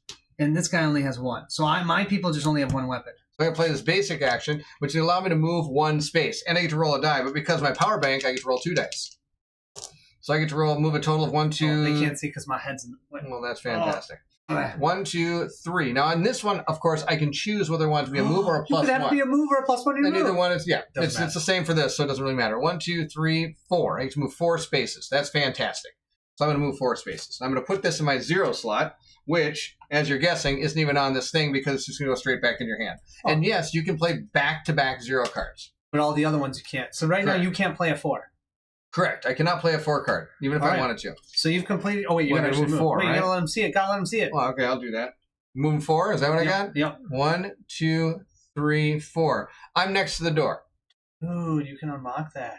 And if I do, if I interact with that door, these guys are going to see me and attack. Dude, don't do that. Don't yet. do that. Don't do that. All right, so that's the end of my turn. Those guys only have 2 health but 2 shield. How does shields work with those guys? Do they shield every attack? Correct. They'll shield every attack. They make it easy. You don't have to Jerks. deal with the amount of shields. Or like, Jerks. oh, I've done 4 damage. I have to take 2 shields off, or 1 shield and do 2 damage and break. Well, it's not Mage Knight divided and multiplied by 17 divided by 32 plus 1? This is super streamlined. I love it. That's the deal. All right, so you just did your Move 2 3 actions. spaces and find chocolate and use the rod. Bill! I knew it was Bill before I even saw it. It had to be Bill. Once he talks about chocolate, he's the only one that remembers the chocolate. That's right. Speaking of Mage Knight, Scott says, watch Colin's play of Mage Knight. It was my gateway game to the hobby. Scott, that is amazing. I love it. Mage Knight, you really can't get any better than that. There is no Nemesis Retaliation video yet. It's not even made. Yeah. And I will not be making one because I'm not going to get a copy of that No. until it comes out on Kickstarter, until it actually delivers. Well, if Mike gets it, you know who he's sending it to. That would be amazing. Yeah. I'd be super, super happy. Okay. So we're done. No, you're not done. We're so going now, to check mission. No. Nothing happens. No, you haven't finished, man. You didn't take your free rest. Oh, I get my free rest. Free rest. Okay, so that means I automatically get to look shuffle. at him. Yeah, I'm going. I'm glad you're here. Yeah, that's why I'm here. So you always move this thing down. Every card shifts one at the end of the turn. Now I can always take a rest action on my own and move every card. But that's an action. Correct. And you only get 2 actions. Right. Matthew. It's because of Nemesis and Lockdown videos. I don't have any, but I'm getting them during Retaliation campaign. Oh wow, Yes. that'll be awesome. You will have so much game. So much I Nemesis. love that game so much. So good. All right, what's the next All thing right, on there? so then the next thing is mission check. Heck no, we're not done. I'm going to flip And- my activation token. Okay. Oh yeah, flip your activation. So that's this thing right here. Oh, decrease the turn token by 1. Sorry, I should do. I did that. We're going to 14, right? We're at 14. Okay. You didn't do that. You just did now. Then mission check. So right? we haven't succeeded in the update. We haven't gotten to the checkpoint yet. Now, which is turn, disable the console. Red or yellow? Explain what that means. So then, right now we have no cards out there. But for example, say we had advancing attack. Say we had a different camera. Say we had this camera. Okay. So say we have advancing attack, and that's our enemies. They're going to activate. And the first thing you do is read the top part and see if that pertains to your activations. Then you're going to activate the lowest number on the board, and then the second lowest number on the board. And then this will take place if there's something in here that tells you to do it. Does that make sense? No, I'm a little lost. Okay. We'll just do it when we do it. That's a good idea. Yeah. So right now, nothing's activated. Yeah. So you're saying that there's no card out right now. I didn't understand that. Correct. There's Because no there's card none out right now. Remember, now. we're mechanics. Yeah. We're walking around their ship. We ain't going to be for long, man. No. We ain't going to be for long. All right. Okay. What would you like to go next? You have a plan? No, I don't have a plan. Should I do the boring person or the explosion person? You want to do the explosion person? Because maybe the boring person can get in there. Adrel Coltis. That's this one. Okay, so The only problem is these guys are 3 and 4, so I don't know if they're ever going to activate. okay, I was wondering how Because you have to basically take out some of these guys first before they become the lowest activating numbers. That's okay. Maybe one of us will go in the door and the other one will fend this off. So that's one not a will have bad to go in idea. the door Because then we take can out help. this Because I one think a guy. lot of these guys are going to be too much for some of these guys up here. They're gonna blow up half of them right here. How? I don't know. There's no way. This is my character, right? Correct. So do I have line of sight? I do No, not there's have. some red lines here. I know, but do you have line of sight? Don't you? No. Boom, boom, boom. Oh, you're close though. This is a If wall. you went center to center, okay. you could go all the way to here. You are literally I'm one step away. space away. So, okay, first thing I need Because is you a could move. step into that room, and you could blow that up and hit these two guys. Well, that's what I'm planning, All right, I man. love it. The only I love thing is that this guy standing right here, he goes through shields. Is the bottom track to round turns? Yes, it is. Apologize if I didn't mention that. Yes, this is the time track down here, is your amount of turns. Yep. Once that reaches 0, we lose. All right, I'm just gonna start with this. This is gonna be fun. Sprint. Let's see. Can we move through each other? I'm assuming? Yes. Okay. 1, 2. Well, if anything, you can move 1, 2 around me. I know, but can we move through each other? I don't know. Don't worry about it. Don't worry about it. I'd assume that we can move through each other. You cannot because you have a jetpack card that allows you to go over people. Enemies probably, but a lot of games. Oh, okay. So so, yeah. why don't you look while I'm going to do this? I'm going to do a move 4. This is going to go in my 3 slot. I need the 2 dice. Wait, I have to roll this onto the green screen. You know how good I am at that. You're not going to get it. Look at that. Oh, you hit it. Oh, my God. I never did that. Ooh, you're moving far. I'm moving far. I wish but I don't could wanna move that far. So that's going to go into my 3 slot. And I'm going to move a lot. Now, what I want to do is spend one of my reds. Okay. We'll pause right there. All right. And I'll let you do it. But I didn't mention it. When you play your card, at that moment, you have to decide if you want to use those tokens. You have to decide Do I have to be everything adjacent to the enemy to be able to Yeah. to do this thing right now? Or No. am I assuming after my No, move? you can do it after the move. Okay, but well, I was planning on doing Yeah, that. I figured. Okay. But you do have to. The order of operations is you play the card, choose if you want to boost it, I'm boosting it. and then you roll the dice. So I'm grabbing this for my red thing, so I'm going to deal 2 damage to an adjacent enemy. That's going to make them already know, but Mhm. we're going to blow up the canister anyways. Yes. So just be aware of that because it kind of is otherwise. You could have like, oh, let's see if I can do this. Oh no, I need the 2 movement. I'm not going to do anything. You know what I mean? So you have to make sure everything happens. It also gives you more. It makes it more intense. Like, oh my gosh, I get that 2 move to make this all. To You know make what I it mean? worth it. Sometimes. Absolutely. So 1, 2. Okay, so I'm going to... What, did you find out about moving? Well, it doesn't matter. almost. I'm going to... Just move faster. I'm You gonna got move so here. much movement, it's out of control, Yeah. dude. I'm going to move here and deal 2 damage to this guy. Okay, now Perfect. this guy right here has a total of 5. Can you make A sure? character cannot move through other characters or objects. Okay, there you go. There you go. 5 health, no shield. So I just dealt a 2 damage. 2 damage. We're going to put 2 of those little chips under him. Okay. There you go. Now, All like I said, when you actually play the game, he has this neat little dial system that you're going to have. That it basically is a dial with a standee type thing coming out of it, and then you're going to put the standee, and every standee can go into the dials, turn it to the health they have, and then tick them down or tick it up, whatever way you want to do it, for keeping track of damage. It's not going to be put chips on the guys. This is just, like I said, a prototype. You looking for your gun? I only have 1, and I'm just realizing that after I use it, I'm going to have a harder time attacking people, especially because I'm going to have to put it in my 4 slot since I used this one. But it is what it is. I used it. Yeah. This is me learning. Well, that's okay. You could choose to. Do you have a blue? No, you don't. Yeah, That's too bad. That's why I would love to do that. Put in the 2 because I'm not going to get this back for a while. But it is what it is. Now the thing is, remember, maybe instead of attacking what's going to activate? Can you tell me what's going to activate? I'm sure that, what does this say? The PCs could move past each other as long as they say, excuse me. Rogue Angels. Peter, awesome to see you. Thank you so much. I love this game. I do too. This game is awesome. This is my most wanted game ever. How much does this damage thing do? It's going to do 2 damage to everybody. I thought it was 4 damage. Let's see here. 4 damage to everything. Because we thought it was going to kill these guys. It does 4 damage to all objects within 2 squares. Oh, I'm assuming that goes through shields. That does not go through shields. It's so not going to kill them? Well, they're going to take they got 3. 1 shield. Okay, we might want to rethink this idea. Okay. All right, just do it. No, here's the deal. You can play the card, roll the dice, and if you get 2 shields or something, and you only do 2 damage, then you can choose to shoot the thing. If you roll that and get 5, all right, then you know you can probably just take out a guard. Well, I can take out the guy right next to me. That too. We could choose that too. He goes through our armor. Now, before you do this, if you wanted to, you could even use your interact card as a punch. But then I can't hit the canister. Correct. So this gives me the option. This gives you a lot more options. Yeah. So you got a lot of movement there. You got 4 movement. Now you can choose to use focus if you want to re-roll them, or you can just take the 2 damage and you can move 4 spaces. Yeah, I can run away.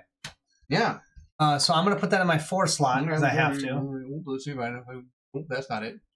I found you. Nope, other one. Still, wow, it took me 4 tries. I had one shot every time. I had to put that one in my 4 slot over here. Okay.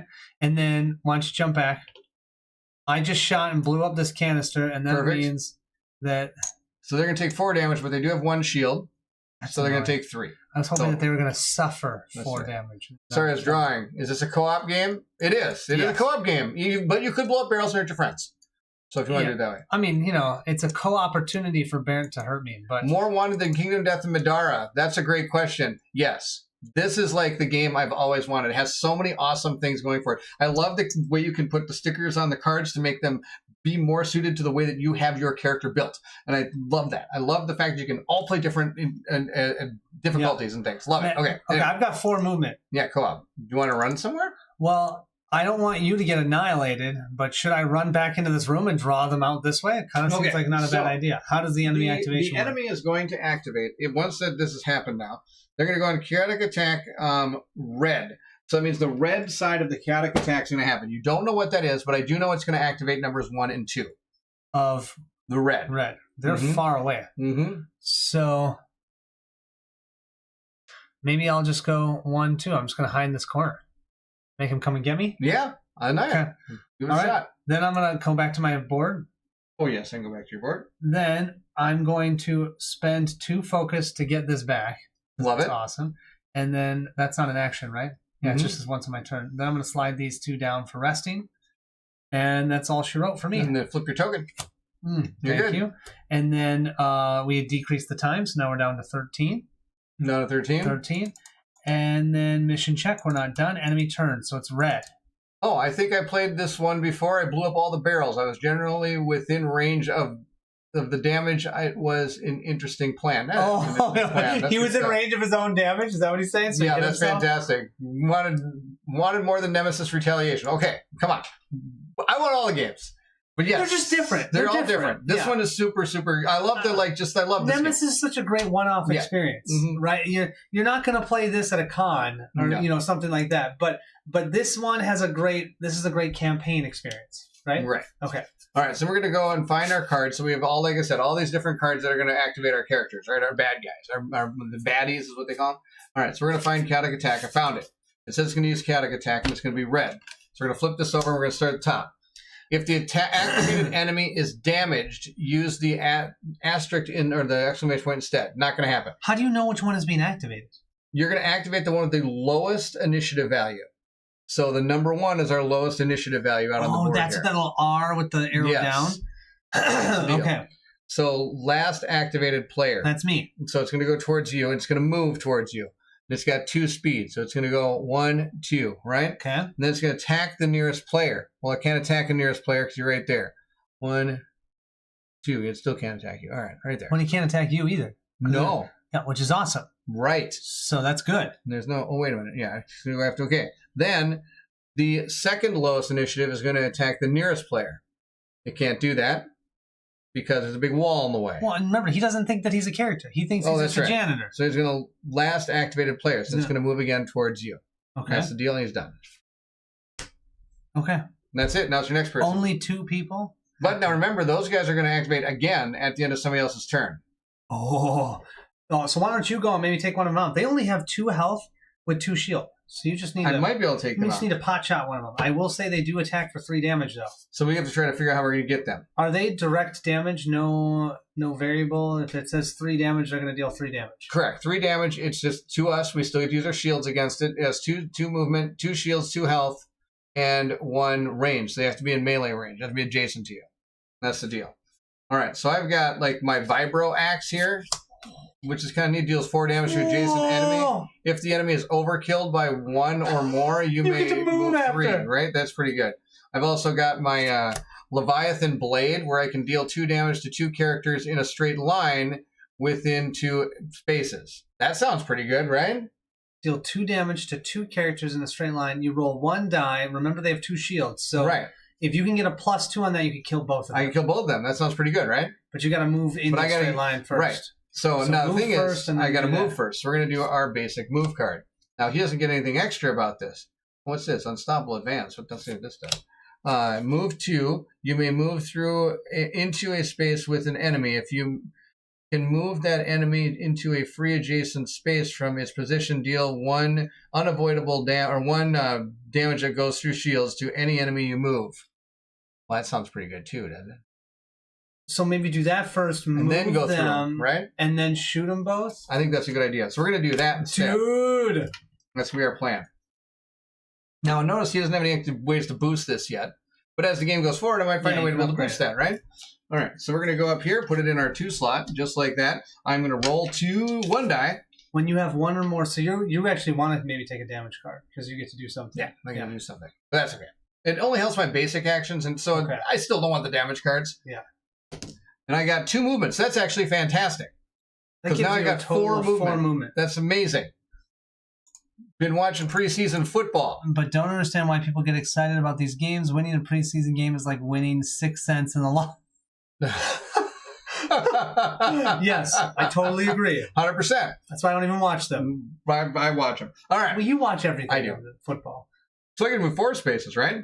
4. And whenever I move into a space with an enemy, you can move that enemy into a free space, adjacent space from your position and deal 1 unavoidable damage. So I'm going to go, let's see if I can go, 1, 2, 3, You need to be in a spot, though, 4, where they're going to and then I'm going to move them this way. Okay, perfect. Right? Perfect, and they each take a damage. They each take a damage. What happens if you run out of damage tokens? Then you better kill something. Is that all the damage tokens you have? I've got probably some more somewhere. Okay, that's okay. It's not a big deal. We can always just start using dice. We have some gaming options around just here. Kill those things. Let's just kill them. All right. All right. Next card I'm going to play then is that super cool card. Oh, not his cards. His cards. Where he's going to play that Vibro Leviathan Blade. This guy's pretty awesome. I'm really like digging this guy. All right. So Leviathan Blade goes into slot 3. He's actually making me think of the Blade right now. Yeah, it's kind of cool, huh? Deal 2 damage to a character in a straight line within 2 spaces. And I also get to do an extra damage if I decide to use a red card. I don't think we need that. Or I can give 2 allies can regain a focus if I want, but that's not going to happen either. Yeah, Peter's just talking about the hero clicks thing. Yep, and that's exactly it, which is awesome. When it clicks down. Oh yeah, very similar to the hero click dial. Exactly, 100%. Yep, I should know that. You have to click about 100 times to get it to work. I do. Steve, help me, man, and I still can't get it to work. All right, so we're going to play this one in slot 3. That's my interact action. And I get to roll 1 die. So right now I'm dealing 2 damage. We want this to be a damage. Need to be a 1. We need to get a 1 on this die. I got 2 movement. Oh, use that. Let's use a focus to do this. We need to re-roll this die. And you can use focus to re-roll as many dice as you want, but you always roll 1 die at a time. And that's the deal. We got +2. That's what we needed. Okay. That's what you call killing dudes. All right. Now we get our little damage tokens back. Thank goodness. Right. Both of them are gone. Those dudes are dead. We did a good job. Okay. Right? That's awesome. And I'm down here. Yep. And I don't. It doesn't move. It just says that my Leviathan blade kind of goes out. It almost reminds me of like a predator, which shoots out its little thing. Anyway, all right. So my blade went like through 2 people. Okay, slide him down. Take your free rest. Barrett did damage to something. That's right. I fear this might be the end of the world. Here we go. Alrighty. I am done with my thing. I will take my free rest. So I'm going to move my cards down 1. Then I am going to flip over my token to show that I am done with my character. And that's it. The mission is not updated yet. We did not do the concept, so we're moving down to 12. And our enemy is going to activate. Now, instead of it activating on red, now it's going to activate on yellow. So we're going to flip it this way.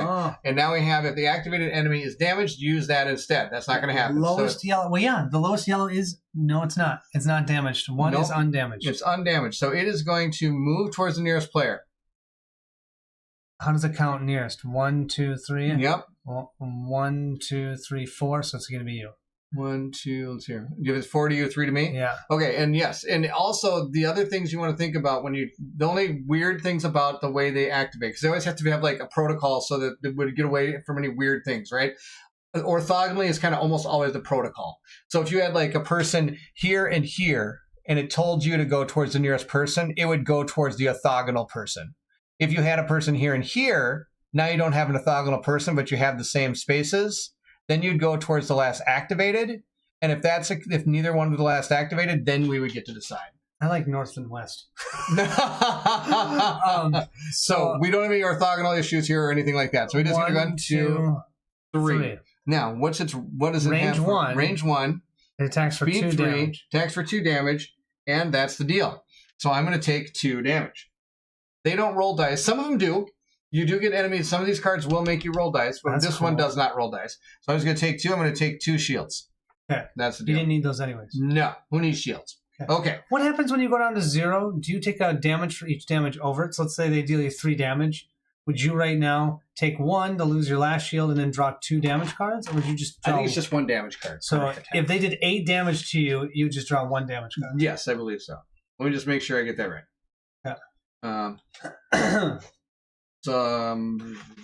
Damage. When receiving damage, the targeted player must first use any available shields they have to detract from the damage. 1 shield blocks damage. Any amount of damage that cannot be blocked, either because of unblockable damage the player has no more shields, will hit the player, resulting 1 damage card per damage getting through. Oh, okay, so it is per damage getting through. It is per damage. So it can get pretty dicey pretty quick. Oofda! I was thinking, okay, maybe you could soak in a big attack. No, you can't. No, you can't. Okay, so... You have no shields left, man. I got 1. Okay. I got 1. We're not done. That was just that one. Now don't you have to do the next one? So now the next one we're going to do is most distant player it's going to move towards. But he is damaged. So don't we use this one? Oh, then we're going to do, most distant player. Okay, so it moves 3. Mm-hmm. 1, 2, 3.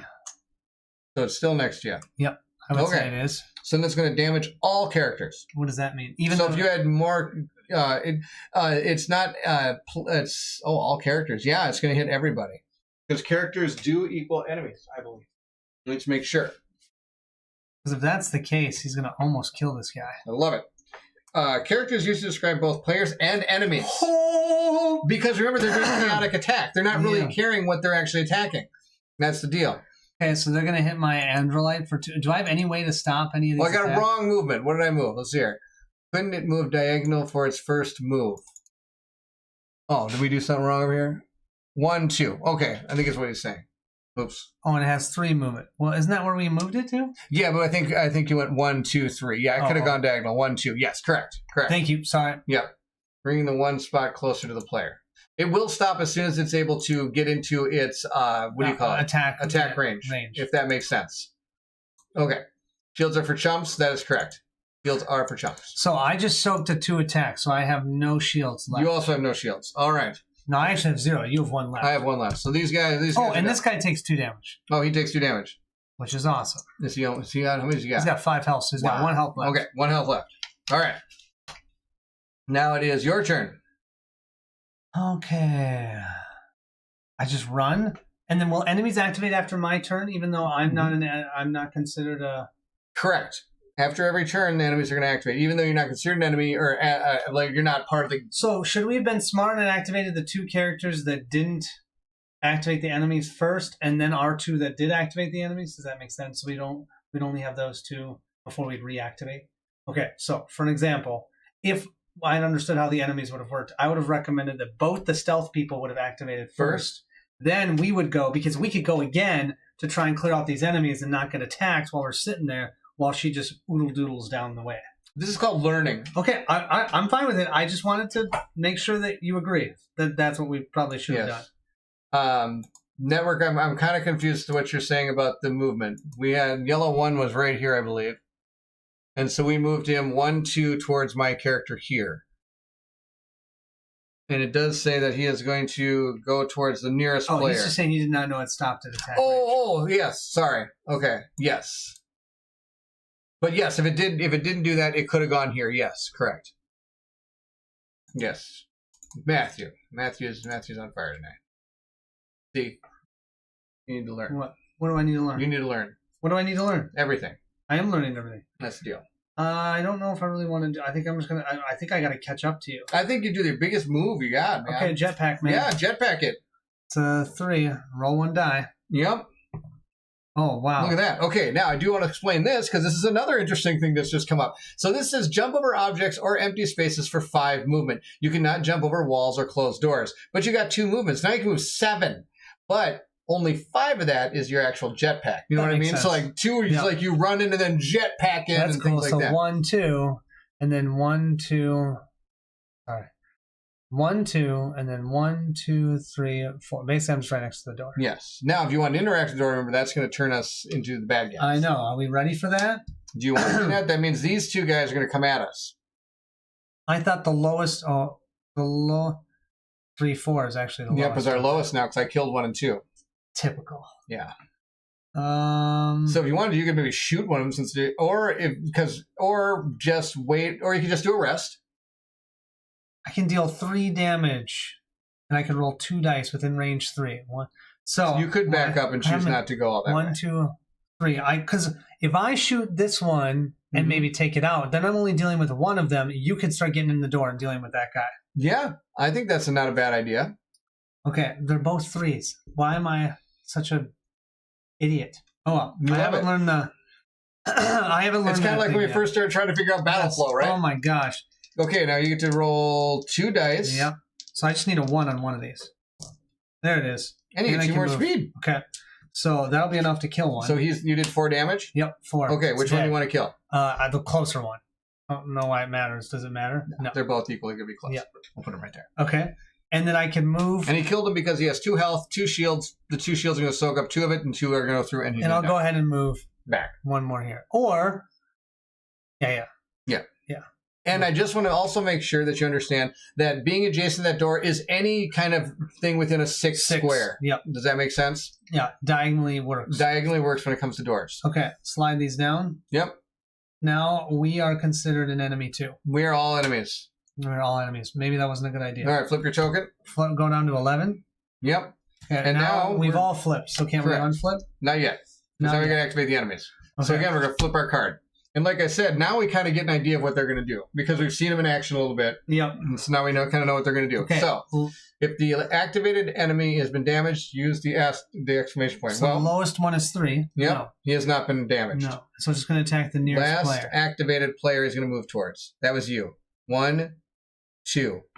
This is speed. Oh, it cannot get adjacent to us. Nearest player, it's going to attack. It can't attack because it only has one range. Wow, that's lucky. So because you got lucky on your movement, you don't have to worry about it. Now, I probably should move it over here so people can see what's going on the board. Apologize. Okay. And then the next lowest is going to be the one way over there that's 5. hurt. That's hurt.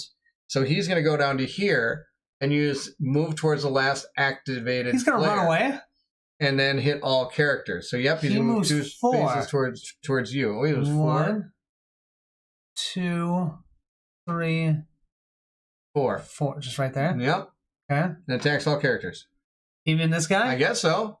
Because it's all characters. How about the is this considered That's a character? not a character. Okay. That's an object. So how much does he do? He does 1 damage going through shields. So you can take 1 damage. So it's going to be way better to have these be clicks than... Yeah, and they're supposed to, when the game is done, it'll be clicks. Okay, again, not showing because I was bored. Apologize. I hope you understand how that worked, and I hope I did it right. Again, we're all still kind of learning this game as well. And like I said, hopefully the next time we do this next week, Emil will be able to join us. He's the creator of the game, and I'm hoping he can join us during our live stream. It'll be super awesome to have him here. All right. So now that we have all done stuff... Whoa. This guy's cool. I just want to deal 3 damage to an adjacent enemy. If you kill the enemy, you may repeat this action once on another adjacent enemy. Get in and just start ripping things to pieces. Frenzy. Wow. It's pretty awesome. All right, let's flip our tokens, and we have to decide now who wants to go first. Well, my Adrel is going to have some problems over here. Okay. Because he has got no shields left, and he's kind of all alone. So Okay. he could go. Or we could sneak through that door. Wait, who's going to activate that? So It's yellow. 1 and 2 of yellow are going to activate next. So he would activate. So you might want to take that guy if I could out. take that guy out, I think that's worth it. So are you okay with that? Yep, totally fine. But then you've got your one guy I'm on okay. you. Okay. 100%. Remember, I don't mind a damage card. Yeah. If I had to take it. Let's see it. And roll a die. This guy has how much damage on him? 1, 2, 3. I just need to deal him 1 damage, which is 2 damage. You need to deal 2 damage because he's got 1 shield. Yep. So why don't I interact with him? I'll do my basic interact. So interact is a very interesting card. It allows you. It's basically your basic interact. You can use it towards. You can use it on doors. You can use it to heal people, and you can use it to attempt to attack people. So using your fist to whatever you can. I'm just punching him in the face. Punch him in the face. I just need a +1 here. You need to punch 1. There you go. There it is. +1. It's a +1. Now you can't take the move. You're just using the +1. Yeah. All right. Now I'll go right back into my hand. Back here into Can't use that card a second time. You can use that card a second time. You can use your 0 cards. So you can do basic move if you want. Okay. That guy's done. Yep. So let's see. Which ones are going to activate now? This 1 and then this 3. So this 3 can move 3 spaces. 1, 2, 3. It's not going to be able to get to me. And it won't be able to... 1, 2, 3. It's not going to be able to get to you. So I might actually hang out there. What do I do for a rest? Because I want to get my cards back. Let's see here. We're going to go to your guy. If you want to just do a rest action, you can either do a rest action or you can do a concentrate action. Concentrate will give you 2 of those I don't want the things focus. back. I Focus got back. 3 left. Or yes, you can shift all your cards down for 1 rest as an action. And then after you shift all your cards down 1 for your action, those are your 2 actions. So now you do a normal end of the turn rest, yes, which you always get, and then you can flip your token. Sweet. I think that was worth it. But there's no way I can repower my shields. Unless you roll the dice. The dice do have a repower of the shields on there. There's 2 sides that have repower your shields. And of course, there could be cards. Some people have abilities that allow you to do that. Things of that nature. But heal yourself is healing. Correct. It's going to remove damage cards. Not increase shields. Correct. Okay. All right. All right. You have done. Let's see. Was there anything else? Nope. I did take this down. There you go. 10. That was what it is. All right. Now we're going to activate the enemies. We're going to activate the yellow ones. We're going to flip our card. And, of course, we're first one is a 1, and it is damaged. All right. So it's going to go towards the most distant player. Oh, is that her or him? It's probably these guys down here. Let's see. 1, 2. Where's the door? 1, 2, 3. It's going to go right here. That's a wall. Yeah. 1, 2, 3, 4. Okay. Most distant. Unless you got 1. 1, 2, 3, 4. So it's the same. 1, 2, 3, 4. All right. Then you're going to, since neither of them are the most orthogonal, then you go for the one that last activated, which would be your character. Sweet. So he's going to move 3. Yep. 1, 2, 3. And and I know this sounds really weird as they're doing these. It doesn't seem like they're doing the most optimal thing. Remember, they're in a chaotic attack mode, so they're just kind of flailing around. They have no idea what's going on, right? Yeah. All right. Then we've got the second lowest, and which that would be number number 3. Sorry. That one is not damaged. No, so it's going to most distant, which is definitely them over there. Yep. So you're gonna. Yep. So this person's going to move. What does it do? 3. Launch a grenade at the nearest player. Whoa. So it's going to move. Can they see? Yeah. It's going to move 3. 1, 2, 3. And it's going to launch a grenade at the nearest player within 3 to 5. 1, 2. I can't see me with the wall. So it's going to launch a grenade at you. But it has to be within 3 to 5. Oh, you're within 1, 2. So it's not going to 1, 2, 3, 4. It can't see us. It. So it's not going to. Deal 1 damage to all players and all characters within 1 range of that. So sadly, he does not throw his grenade because there's nobody that meets that requirement. It has within 3 to 5. He doesn't want to throw the grenade too close to himself. Right. Makes sense. Even though he's running around chaotically, he's still not going to blow himself out of the grenade. I guess not. Again, hoping we did that correctly, but as far as that's what the card says, that's how we do it. Okay. Makes sense? Yep. Okay. All right. So our objective. Now, that means this guy's going to activate next, this 3 guy. So either you or I go and beat the junk out of that guy. Well, let's see what I can do to him. I have a pistol. You've used your pistol, right? Oh yeah, I got. Why don't I shoot I him? only have 1 weapon in these ones. I have no other way of attacking. I can interact. I can heal yourself or a character within range 2. Or I could blow him with a When grenade. it says deal 2 damage to an adjacent enemy, that does not go through shields. Correct, unless it actually has the symbol like this. Okay. That means you can go through my enemy little shields. dash with deal 2 damage is not. Right. Not. Okay. I could do this. I can choose a space within 6 spaces and deal 2 unavoidable damage to all objects within 1 space of the chosen You can chuck thing. grenades. I can chuck grenades. You took the grenade guy. You know how much I love grenades. Oh, I see how it is. I know. Take the grenade guy, huh? And that means I could throw the grenade pretty much right on its space. Or I could throw it here if I wanted to. And it's going to do 2 damage to everything in this area, killing everything.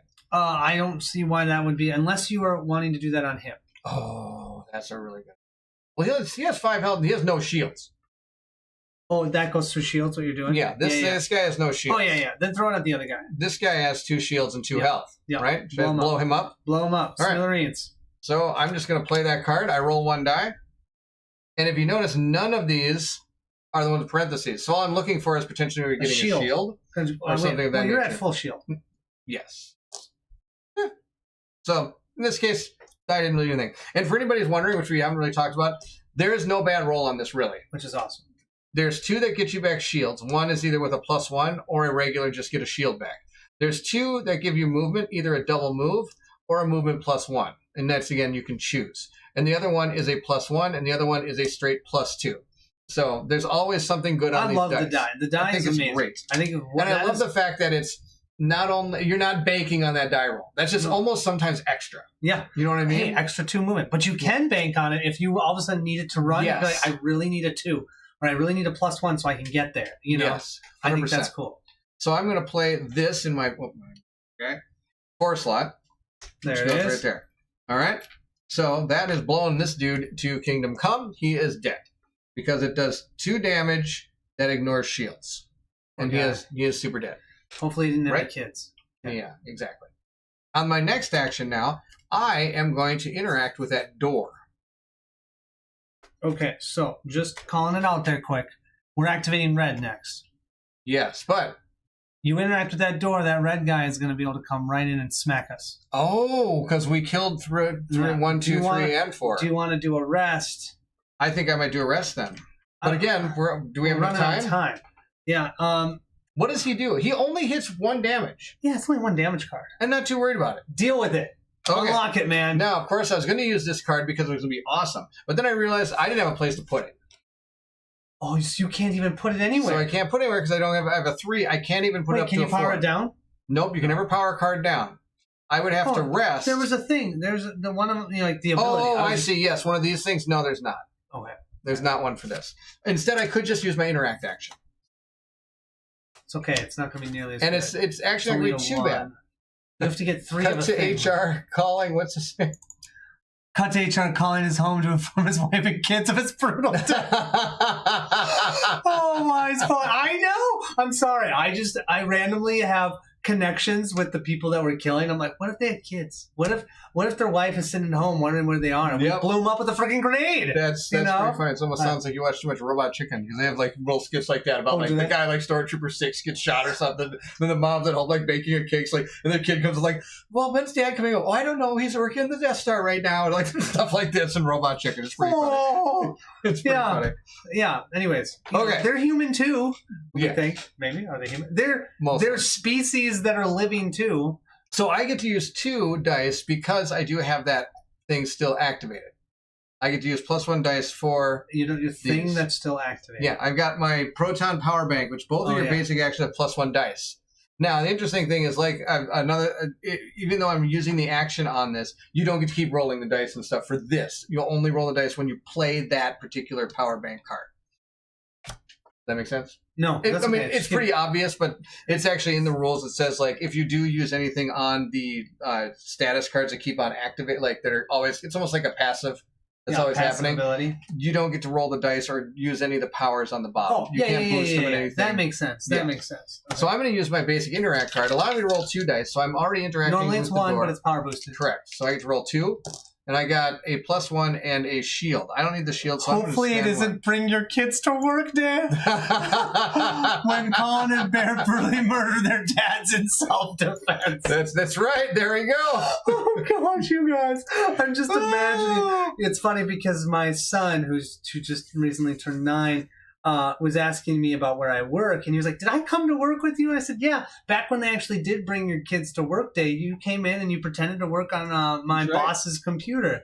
And now all I can picture is us getting blown up as my poor son is just having. I've never been allowed to have my kid to come to work today. I wonder why. Yeah. I wonder why. Yeah. Oh no, we did. We definitely did. That was before COVID. Since COVID, nothing. Yeah. No.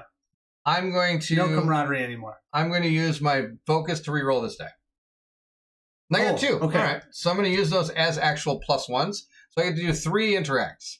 Right? Now, this is the cool thing. This is another new thing that this game has that most don't. I got a baggie. Right? Well, okay. This is cool, except for that you're opening a door. How hard should it be to open a door? It's locked. It's code locked. I know, but you're smart. You should be able to just figure it out. So I'm going to figure it out, right? So I'm going to draw in here. Now, in here are 8 red, 8 blue, and 8 green cubes. There's also 4 white cubes. As I start drawing things out of here, as soon as I get 3 of the same color, that will successfully activate the door or the computer or anything. It's pretty punched enough of the buttons that it actually is open. And that's universal. For any time you get to the 3rd one, then you've done it. But White I'm only or wild? Huh? White or wild? Correct. White or wild. But also remember, if you ever draw 2 whites, your interact automatically fails, and anything you drew that time go back in the bag. Oh, I didn't know. I missed that one in your playthrough. Because it never happened. Okay. All right. The code is always 1, 2, 3, 4. Obviously. So I'm going to draw in here and grab my first cube. Well, if we'd known that guy's family, it probably would have been his address of his house. I got a blue cube. That would have been what it was. 1 blue cube. I'm going to keep drawing because you can choose to stop at any time. Another draw. I got a green cube, which you can't see because it's super invisible. Why'd you do green? Because I'm dumb. And then the last one I got is another green cube. So now that I've drawn my 3 cubes, I have to choose what color I want to keep. And I'm going to choose to keep the green ones. So I'm going to put those 2 green ones next to the door. Why would you keep the ones that they can't see? Silence. I'm going to put the blue one back in the bag. Oh, you put the blue one back in? Brutal. I am. Now, the deal is the more you interact with things on your map, the better you're going to be at getting these things open, because anything you've used to open a door or use a computer doesn't go back in the bag. So you're going to know if you draw a green one, you've already pulled 6 green cubes. Probably don't want to keep the green ones because you know there's not many left. That makes sense? And you don't want 2 whites. 2 whites auto-fail. 2 whites auto-fail, but a white is considered wild. And if you already have a white placed down next to the door, and you say, I know, I'm getting code doors here, right? Code 0, no, 0, 0, 0. The door code was the guard kid's birthday, you monster! So good. Oh my gosh. Now every time we blow up one of these guys, you'll be like, I'm sorry, we'll write a letter to your son or daughter. The door was 02 13. 85. Oh my gosh, that's someone's birthday. That makes drawing whites likely more interesting. Yes. That's right. Sending a sorry for your lost card for the now orphan child family would be the nice thing to do. I agree. I'll make sure Barrett does it. He's the one who blew him up. Okay. So anyway, we're two agreed ones down next door. Now, let's say next turn you draw a red, a blue, and a white. You can save the white and say it's a green and boom the door opens. Because you've already I've already have two greens. partially hacked it. Right. But you couldn't fully activate it, which actually isn't terrible because now that guy won't activate. Right. So that's not too bad, right? Face. Not yet. And that is a good point. They will not open doors to come after you unless there's something in the mission log saying they'll do stuff like that. They're probably on the other side going, damn it, it's the other guy's birthday and I can't remember it. Or he's standing there with his gun pointed down the barrel right on blow anybody up that comes. That's more likely. That's probably more likely. Okay. They're probably like this. I get to do Hopefully they don't know how to open the door. That's right. All I hear is chaotic grenades outside and stuff like this. All right, I get to move mine down. Why did you blow the guy up before we got the code? Hearing that talk. That's right. And then we'll go to our card. Okay, so now what happens? We have to move. Did you move my time track down? No, we're down to 9. 9. What happens when there are no red on the board? Yeah. You will automatically just keep it at yellow then. But now there's 2 reds, but 1 red can't be activated. So we're only going to activate the first red? He will activate, he just won't open doors. Oh, okay, so he'll just move and nothing. All right. So first it'll be the one, the lowest, 5. Which is here, which is damaged. So if they're damaged, we got to go down to here, right? Yep. Yeah. So last activated player. That's way over here. Way over here. And how much do they move? They move 4. So we're going to have them move 1, 2, 3, 4. Because the door over here. Yep. And then he can't hit anything because he's only adjacent. Awesome. Correct. And then this guy's undamaged. And so he's going to go to the nearest player, which is going to be us. And he's just going to move 2. Correct. Okay. And he's going to stand by the door. And he would attack first, and then he would move. That's the deal. Okay. But he's just going to stand behind the door. Because he doesn't have a line of sight to us. I believe it's his last day. He retired tomorrow, and you just blew him up. It's okay. I'll try to watch less there. Thanks, you all. Thanks for watching. Appreciate it. Awesome. Glad. The real question is... the real question that you should ask is why didn't the guard give us the codes before he blew him up? That's right. I know. Guards. Now, I will say I'm not exactly sure about this particular guard activating. I don't know. I kind of felt like it should just stay there and not do anything. I think we should just stay because he technically has a gun. He's not going to come running up to the door. Yeah. That's the way I would think of it. I could be wrong. I just say let's play that way. Anybody that's in a full room enclosed on their own probably isn't going to go nuts, right? Yeah. Now, I would like to say you were a little worried. Yeah. That's the deal. That we weren't going to be able to handle this. I think we're doing great. Yeah. Tomorrow's Bring Your Parents to School Day. Now little Sally has to explain what happened to her class because of you. Oh my gosh. That's almost as bad as kids bring the work day. I love your chat so much. I say one thing like this, and for the next 30 minutes, we just have fun brutalizing ourselves. Oh my gosh. I don't even want to kill this guy. I want to go give him a coffee or something. Give him a coffee. He loves coffee. We'll break in and be like, hey, dude, just hang out with us. We don't want to kill you, okay? We're just trying to break into this thing. Yeah, don't worry about it. All right, so I haven't gone yet. Do you want me to unlock the door since the red is not going to go next and yellow is? Sure. That means I'm going to probably take a damage over here because it's yellow 1, right? The highest yellow or lowest? And we've seen these guys activate, but I don't remember what they do, and we're not allowed to flip the card till next turn. I just know that he's going to run up. He's going to damage him. That's fine. 3, I don't know. He's probably going to go for you. Right. You and I are likely going to take and I'm okay with that. A damage. I'll take 2 damage cards. It'll be what it'll be. Because I have no shields left. That could be a little brutal. Well, but I can't activate anyways. Can you get over and kill this guy? Maybe. Let's see what I can do. Okay, why don't you go next then? I obviously have a basic move card. Let's see if I have this one. I guess I forget that you can move a lot in this game. Adrenaline Rush. Move 2. If you end your action adjacent to an enemy, I gain a focus gain a shield. That's pretty good, okay, right? I like that. And you can actually gain +2 movement or gain a shield if you use that. I might actually just use that too. Yeah. And then I've got shrapnel grenades. I got both the guys' grenades. You have to decide. You got both. Choose. I didn't know what was in all these cards. I just realized he looked tacky and that guy looked tacky. So I gave a tacky, and you gave me the 2 characters with 1 gun, and your guys have explosives, cool little shooting things. What do I have? Well, I shoot once and I can't use it for 4 You got a jetpack. I've been waiting for my jetpack for the last 10, 12 years. Jetpack. Whoop-de-doo. Did I tell you that's my wife's biggest joke? Ever since the Super Bowl, they had the jetpacks. The guy came in on a jetpack. Yeah. He came down, and the announcer was like, "Oh, there comes a guy, blah blah blah, on a jetpack." You know, I've already heard that within about the next 2 years, everybody's gonna have one of these jetpacks. So my wife's like, "Where's my jetpack?" They promised 2 me years. since 2000, 2 years. like, since Come on. 1998. Co-opportunity to pick the best characters. That's I right. totally agree. That's right. He picks all the fun ones. He gives me all the ones with, what do I have? Nothing. Well, I guess I do a Frenzy. I'll give you Frenzy. That's pretty cool. Okay, so I have this one. It choose a square within 5, and it deals 1 unavoidable damage to all characters within 2 of the chosen square. How banged up are these guys? Well, not enough to do it a lot, right? One isn't going to do anything, right? No. Nah, shrapnel grenades are worth. Shrapnel are ridiculous. You need like a real I grenade. think it's better just use the vibro axe. Oh, I'm leaving. All right, he has a vibro axe. What do I have? 2 little tiny pistols. See ya. Oh, my All gosh. right, I'm leaving. All right, Adrenaline Rush. Here we go. We're going to use that first. I'm going to move to... Would you have a Nerf gun over here? No, I don't need Nerf guns. They're all outside. Why would I have a Nerf gun in the house? I don't know.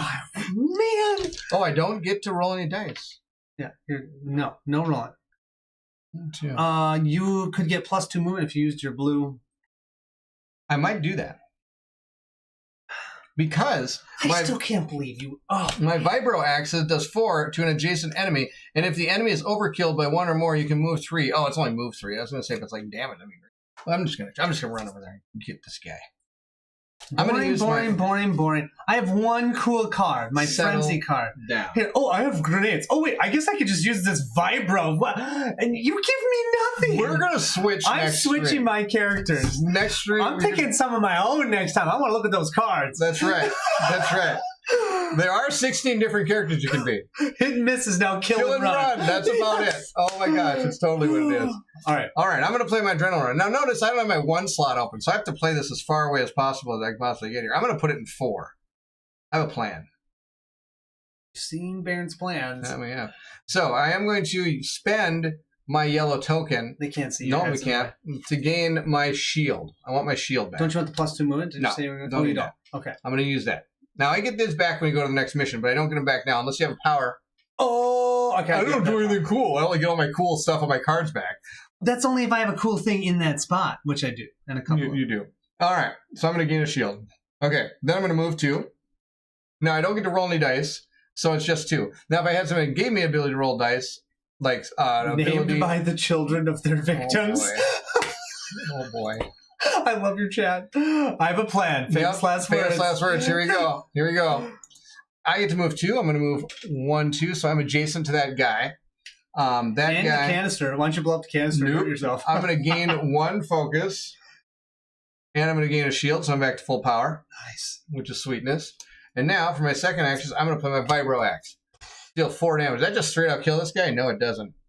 Which guy? You're only doing the adjacent. You're not doing number 1.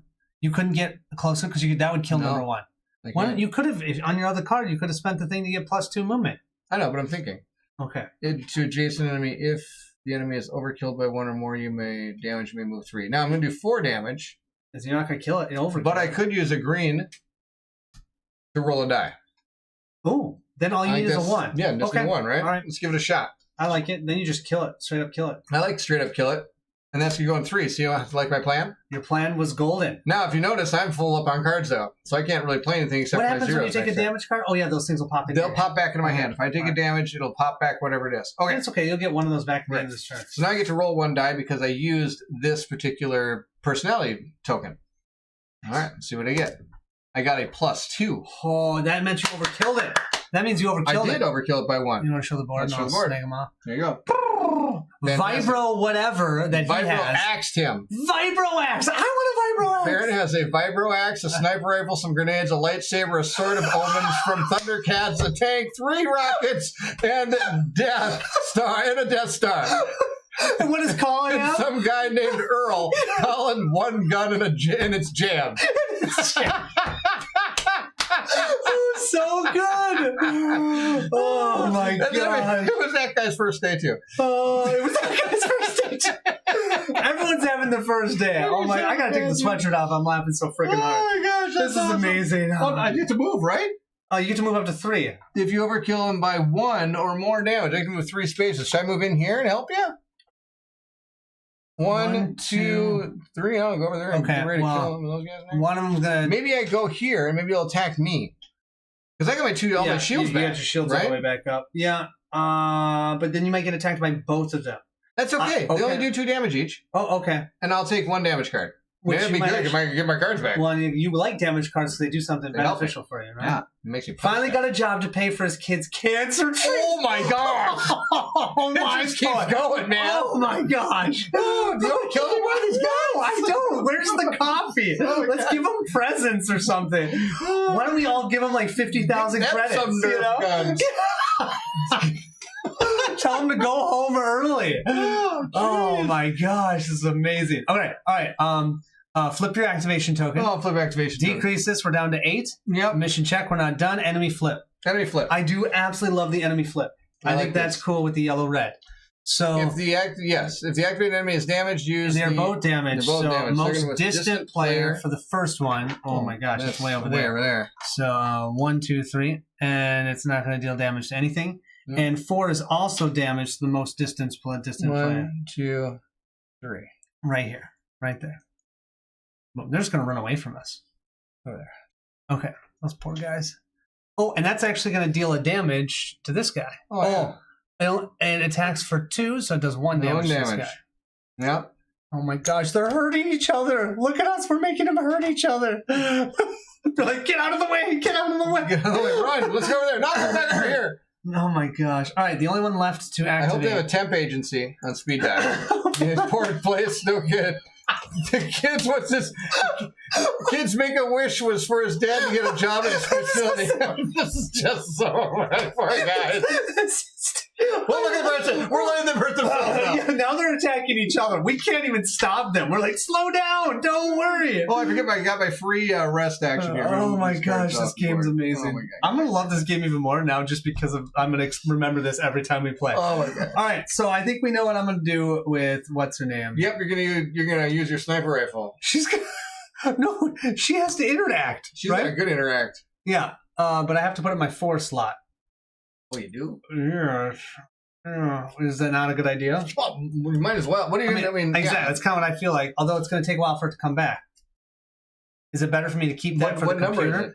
I could instead do the basic interactions we already have. Do that. Yeah, do that. That's something. We already got 2 in there. All right, deal 1 damage to an adjacent enemy. So I'm going to attack you. Yep, bring it on. So what are you saying at the... Is that it's the kid's fault for making that wish? That's right. See? You shouldn't have wished for your dad to have a job at a facility that could have violence. Oh Your fault. Gosh, you should have had him be an accounting person or a medical person doing boring stuff where, there's pirates aren't trying to break in. Oh my gosh. Okay, so I just want as big as I can, right? And go big or go home. No, okay. When you are more than 2, no, you're right next to me. You didn't. Wait, I'm next to you. You get a free reroll. Oh, okay. And don't I give you something? Oh, if I take the free reroll, you gain 1 focus. Yes. I want the free reroll. Yeah, you do. I'll get focus. Get a focus. Ooh, +1. +1. That's so me draw 2. I think that's pretty good. All right, draw 2. All right, and I'll see. The guards' name tags don't have their names. It just says, "Hi, my name is Victim." Victim. All right, first one. Oh, it's red. All right. Oh, that's no good. All right. Didn't help our green potential. No, I feel like it's Christmas. Oh my gosh, it's Christmas when we're doing this. Well, it's not Christmas. No, it's not. It's Christmas. Why do you make this worse? Oh, it's blue. Blue. That's no good. All right, now at this point, you can choose a color to take. What color do you want? Green, right? Green. All right, that's no good. Okay, so your second action, want to do it again? I'm going to interact again. Oh, I can interact with that one? Yeah. Oh, okay. It's a 0 card. All right. Let me try this again. Oh, it's a shield. 1 reroll per action. Oh, I'm rerolling for free. Plus, I've got 4 focus. I can use that too. There you go, +1. 2. Do I do another? Do I try? No. Okay. All right. +2 is you need a 6. You get a 6. What's this say? Cut to kid on top of apartment building, and notable to live with the guild. Oh boy. Oh my gosh. Unable to live with the guild. Merry Christmas, kids. What did Santa bring you? My dad. My dad. Oh my god. I love your chat so much. All right, that's blue. That's I really stink at drawing tokens, man. Are there any white ones in here? Are you sure? Yeah. Are you sure? 4. I don't believe you.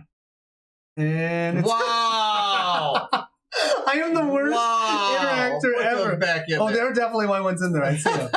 Oh my gosh! I thought you said I was supposed to get better at this. Oh, we have to open the door first. I told you we shouldn't have killed the guy. It was his kid's birthday. All right, slide this down. I'm going to take this down to a 7.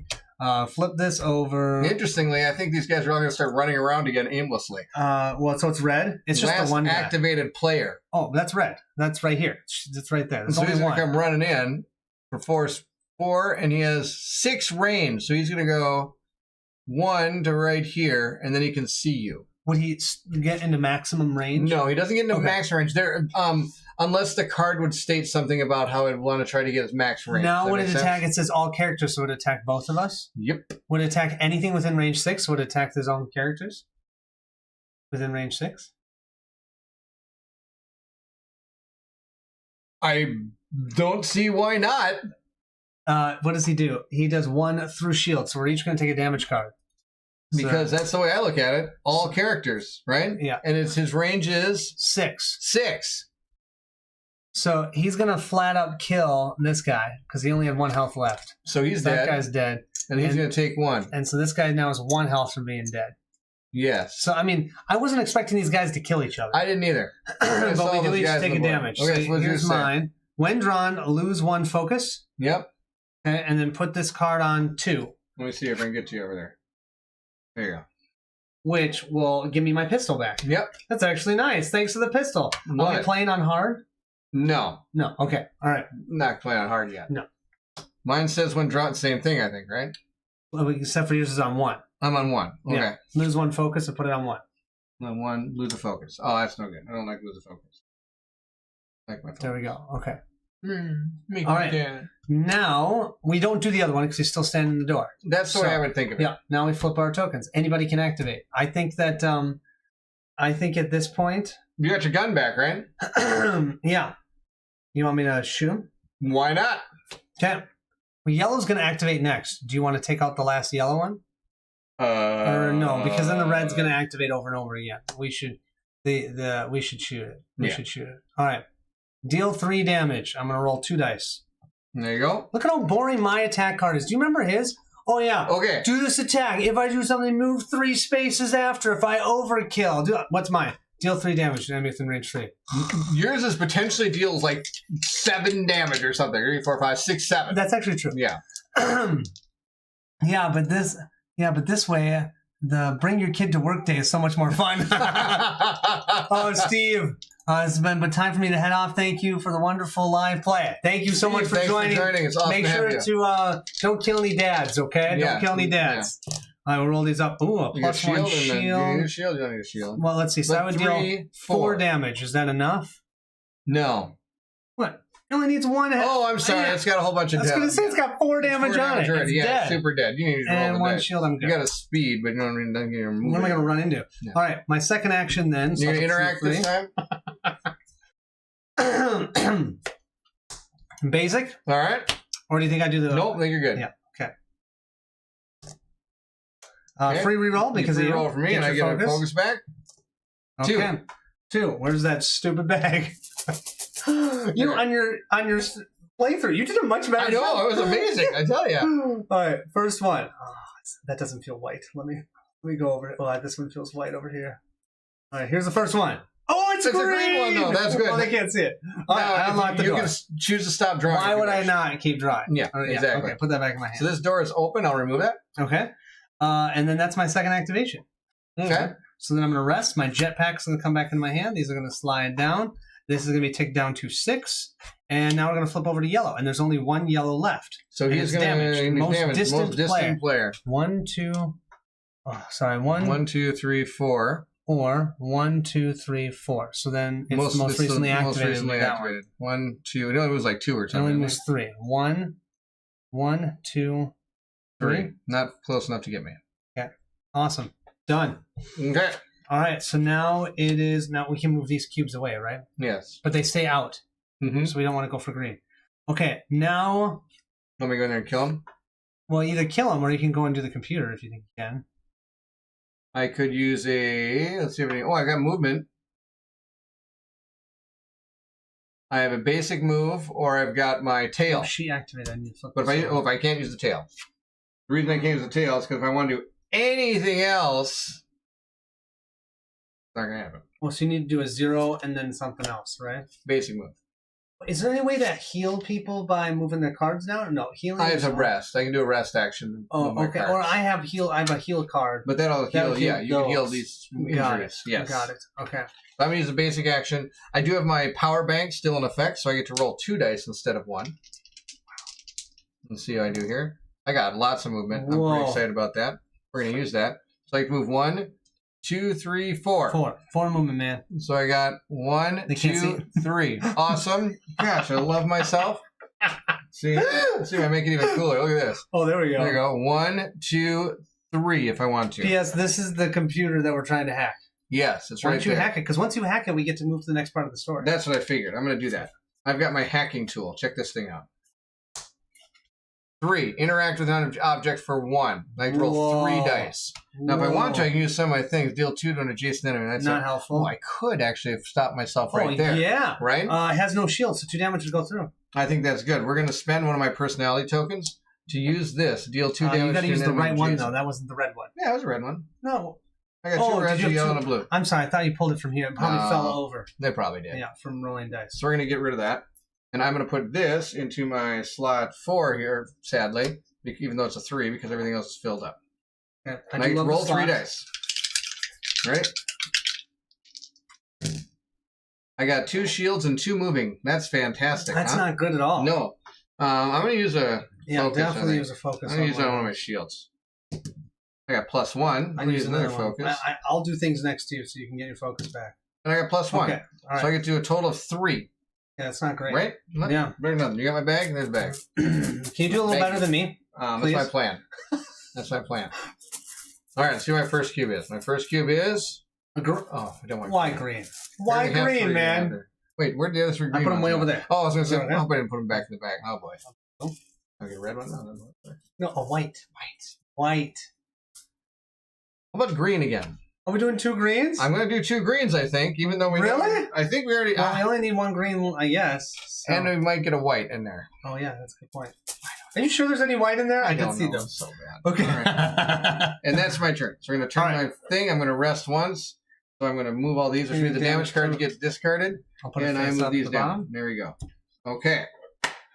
Down to 5. We're only at 5 rounds left, man. Red goes. There's only 1 red guy on the board. And he's right in your face. Right in my face. He's not damaged. And he's going to go at the last activated player. He's going to move towards me. Not going to move towards me. He's going to shoot me. And he's just going to give you a damage card. Because I have all my shields, but that ain't going to matter. Oh, lose 1 shield. Place this on 3. Okay. So I'm going to place it on 3, man. That's not bad. I get that back. And that's it. No, lose 1 shield. Oh, lose a shield. That's right. Boop. Okay. All right. So then it's us over here. And interestingly enough, no matter what difficulty I was playing on, it wouldn't have affected me for anything else. Oh, yeah. It's just open wound. You're just bleeding. Bleeding. All right. So do we just say screw it over here and I'll try and unlock this door so we can come in and... Sure. I mean, those guys can do it too. Yeah. What else are we going to do? Nothing. All right, so why don't you have your guy go next and start unlocking the door? All right. I'll do a basic move. Move up next to it. I can interact with an object within range 3. You want to do yours first? Well, I'm saying that you could start it and I could still interact with it even if I'm not adjacent. Sounds good. I'll roll my die. I got a shield. That's super good. I'm going to use one of my focus. Well, wait a minute. I only get to move. How far did I move with this guy? 1. So, yeah, I need to move farther than this. Oh, okay, there you go. 2. I got 2. So I can move 2. Hold on a second. There you go. 1, 2. 1, 2. Perfect. All right. Now I can use my basic interact because I don't have anything else. This guy's not techie. I'm going to use my basic interact. You get to roll 1 die. Oh, all right. +1. 2. Get to roll. I draw 2. Okay, and these are new tokens for different door. If you draw a green, I'm going to be really mad at you. How about a blue? Okay, blue. And I got. Oh, great. What did I put that on? What were we at? 5. I think maybe? 5. All right, definitely keeping blue. Over there. Okay. Done. All right, slide down. He's done. What's yellow going to do? Crazy. Well, don't forget to slide down, man. Get your vibro slap or whatever it is. Vibro slapper! Get my vibro slapper! Yellow is most distant player and damage all characters. That's going to be me. Yeah, he's just going to move 1, 2, 3 right there. Perfect. He's just going to be running back and forth, Yep, man. totally He's scared out of his mind. He has no idea. Okay, so my guy has to be next. Oh, we had to go down to a 4. We're running out of time real Sure, we're on fast. 5 on that one? Okay, maybe now we're on 5. I think we're on 5 now. All right. You want to do this guy next and do the computer? I can't. We already did him. We got to have him go before we all reset. That's what I'm saying. I'll do a basic move of, well, I need to get within range. All right, I'm going to do a sprint. Yeah. What number does that use? 3, which is open. Oh, and the other one's a 2? And my other one is 2. Good. Perfect. All right. Move 4. Nope, can't help anybody. Allies move. Move 4. Of course, I didn't get any shields. I was hoping for a shield because my shields are out. You can use the focus. Sure, I'll use a focus. Reroll. Maybe I can get a shield on one of these. Nope, it bounced and didn't want to give me a shield. No, so no shields. You have 4, 6 6 movement. That's going to get me already here. 2, totally, dude. Okay. Then I'm going to use this one to interact with an object. I get to roll 1. Within 3. Could I actually add that? Well, I don't have that, but I can make that to a 5. Wow. Holy moly, that's a comp That's really good. Right from the... Oh, now I get the shield. I'll take it. That's fine. I'll take it. Yeah. One shield. Let's open this door is kind of a mute. It's going to help a little bit maybe because they can reunite, but it's not really. It's just so we can kill 6. Yeah. 2. So my first one is white. White. Now, if you draw into the white. Okay. All right. There's only 3 left in here. Right. And it's a red. All right. I'm going to put keep the blue. Yeah. All right. Yeah. Your blue is good luck. Good luck. All right. Activate the red. You're going to get hammered again, I think. Oh, last activated player. Well, they can't get to them. All right. Well, it's going to still move towards you. Okay. 1, 2. What does it move? 4, 3, 4. Right there. Okay. There you go. And then it would attack nearest player. Range 6. 1, 2, 3, 4, 5, 6. Can't get to me. Nope. Wow. Lucky. Of course, he's running around scared. Watching all. He's watching how his colors getting blown to bits or dismembered with an axe. Seriously. Oh, and this does need to go down to 4. Yes. These need to slide down, so I'll get my blaster back. That will go to there, and this goes to here. Now we all can go. Now, I have my interact gloves. Do you have your interact abilities? Well, I have my, with what's her name, I have her interact calm wristband. You want how far away can you use that? 2 plus a 2. It has to be adjacent. Interact. Do you want to move next to it and do it, or you want me just to do mine from where I am? I think do yours from where you are. He's trying to call Galactic 911. What is that number for Galactic 911? 091191991199. I think you go first, man. You got this. I'm You got 3 this. dice. Okay. All right, so I get 2, and I get my shield back. That's I'm going to nice. get back my shield, and I get to draw a total of 3, and that's put it at number 4. Okay. All right, ready? And what we need Is a green or a white? is a green or a white. Of course, I took one of those whites for the door. Got a blue. Useless. It's really useless to me on the wrong screen. That's pretty typical. It is very typical. Next one is blue. Okay, get a third blue or a white. Oh my gosh, third blue Blue would or be a white. so good. Blue or a white. Oh, we got green! That'll work. That'll work. All right, so we're going to take all these greens and take them off the board. You can go put them over there. We should never go for green again. Yep, There's and only I'm going to two put left the in blues there. back in my bag. Now, the blue still stays on that door over there. Yep. All right. Now, let's see what it says. If successful, continue to C3B Mission 1 update. So you turn the page, you go to Mission 1 update. C3-1... C3B1, isn't that what you said? 1 mission update. So, at this point, we are going to place 2 thugs at 5 and 6. 2 thugs? Yep. Oh, they're already out here. Right here. And they're yellow 5 and yellow 6. And the reason that we're putting in 5 and 6 is because you could still technically, like, we have number 1 on the board still. Right? He has no idea what's going on. What is happening to my friends on Bring Your Children to Work Day? And they're going to go right down here. Okay. 5 will be on top. Does it matter? I Yeah, guess it it does, might yeah. because the lower number A activates. new objective, befriend the guards. Befriend Befriend the guards. Bring them chocolates. Bring them chocolates. All right, here we go. Then it says we're going to turn the card now to advancing attack and get rid of chaotic attack. Oh man, I liked it chaotic. Oh my gosh, chaotic was so much fun. All right, put that one back in here. And it's going to start on red. So I'll keep the yellow just like that, and we'll turn to red when it goes to their turn. Then, of course, Umbrus is communicating with us. Commander, get to the hangar for pickup. Oh, and should you feel so inclined, you could always deal a crippling blow to the station by detonating all those fuel barrels. Okay. Aaron Khan Com says, "You again. First you steal from us while you're our guests, and now you're openly attacking our outpost. You've got some nerve. Hellfires. Bring me those jerks so I can crucify them from here to Kazar." Okay, it might be Kryzar, but some czar. Some place location. So we have new mission parameters. We now have 10 turns. Okay. When the turn token reaches 0, you must have at least one player in the hangar. The hangar is this area all the way up here. All right? Okay. And the trigger conditions is reinforcements. When turn token reaches 8, I'm going to spawn TS, which is team strength, guards on Y7 through Y8. I put those Y7 through Y8. Oh, I see. They're going to go. The guards are going to come out here and here. They're going to keep on coming. Remember placement order of yellow, then red. Fuel barrel has 1 health, can be attacked by when exploding, deal 4 damage to all objects within 2 squares, exploding only limited by walls.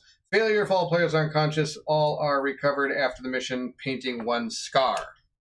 We would get a scar if we fail this. All right, and that's it. Okay, I say that maybe we call it right here for right now, Sure. and we can finish it up next week or something, because it's already 11 o'clock. 11 o'clock? And we've got, yeah. Sure. Okay, cool. But I'm really digging this. I think it's pretty sweet. This is cool. I love the cards. Mm-hmm. I can see a lot of things that are going to develop with them, which I think is cool. And, that you seem to have, a couple basic ones and then a couple specific ones for your character, which is cool. And so you can kind of know what your character is all about. Right. And you usually seem to have either range type characters or melee type. Like this guy is completely melee. He has nothing except the scatter grenades. Yeah, this which isn't even great. And this guy, this is her. So she's got a jetpack, and both of my people that are reminds me, medics. there's some stuff we should talk about before we go. Yeah. Okay, here's a couple things that I want to show you before we go about this game. First off, every person does come with their own backstory and a little thing about them, right? So every person has these. And we'll probably go over some of these the next time we play. On top of that, on the inside of this is just for demo purposes. It does show you kind of all the cards and what could eventually be part of the cards. Whoa, that's kind of cool. As you go forward, like the LP Plasma Blaster. Do I have that?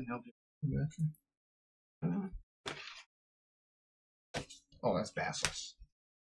LP, yeah. So right now you can notice it as nothing. But he kind of shows that as you go forward, some of the characters, like for example, he'll be getting stickers. These are going to be the stickers that are going to be activated on that card. So -1 could mean it could be a 1 or even a 0. So you could pay those things to make it a 0. Give myself the plus 2 range. It already has range 3, so it could be range 5. Yeah. And then what was the other one? That's it. You can make it range 7. Oh yeah. Wow.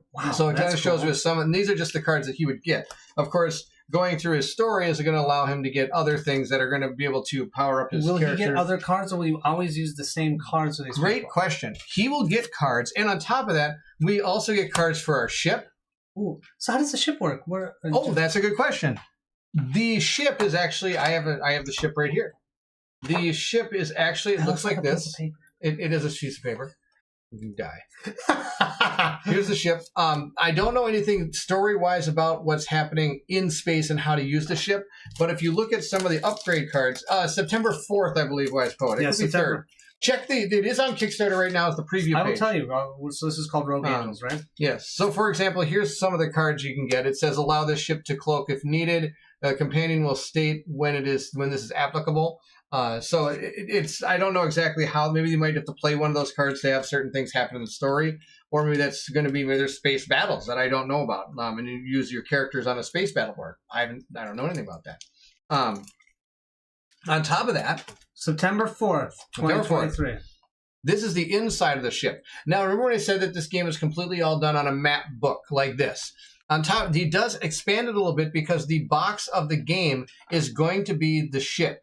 So you're going to be able to dock the ship next to it. And you have some missions where, well, here's the door, where you might have to actually get out. If you watch my playthrough of Mission 2, one of the end things was to get to your ship. Yeah. So then we had to try to get to the ship. And there's even things that you can actually have done in the ship as well.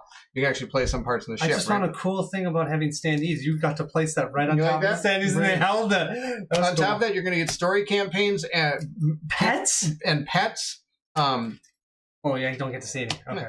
And then this is, for example, there are different types of things. There's tech, weapon, Templar, and agent pack shared action cards. So that's where we get one and we can pick, hey, you should grab this weapon. You should have this. It's like it'll say like load out your characters before you go on. But could you have somebody with 8 weapons? I don't see why not. Okay. I don't think there's anything. The only restriction to deck building is that you have to have those 2 0 cards. Like, for example, here's one of the Templar cards. Like, you have this one, an Interact. Proton Beam Rifle. Not too bad, right? Well, seems to do... Move an ally, no line of sight. That's cool. This gives you kind of options? Yeah. That's cool. So it kind of does that. And now, if you notice, it only has one thing down there. Okay. So somebody going down that path, this might be a better card for them, right? And those are Templar packs, and you got weapon packs and things of that nature. So these are kind of cards you're going to gain as you go through the mission. And I believe some of the stuff you're going to get for your characters, these extra traits and stuff, are going to come from their personal story quests that you can go on. Grappling hook gun, distraction device, jump pack, long range slicer. Oh my gosh, these are cool. I like he puts these little pictures on there too, and you just imagine what and that's held art right now. Yeah. What does that mean? He doesn't have the art for it ready. Oh, okay. Like, as you can see, my Vibro Axe is super cool looking, but this one's just like an arrow going that way. He's still working on the art for some of these. But, I mean, this one's Combat Shield. You have 1 permanent shield, -1, though, to move thing for all your actions. Heavier. Yeah, because And so, but you also move your allies and things of that nature with some of these. Another weapon here is, for example, the Pulse Minigun. It deals 5 damage to an enemy within 4 spaces. Immediately end your current turn without the free rest action. But it's dealing 5 damage. I mean, that could be which is kind of cool. It's like, because you have to actually physically stand there and use that minigun, so it's like you can't really kind of, okay, what am I doing? Okay, and rethink your action. You're still standing there emptying that minigun. That is cool. And of course, these are just a small sample of what's planned to come. He's got so many things. There's a piece of paper somewhere. I don't know where it is.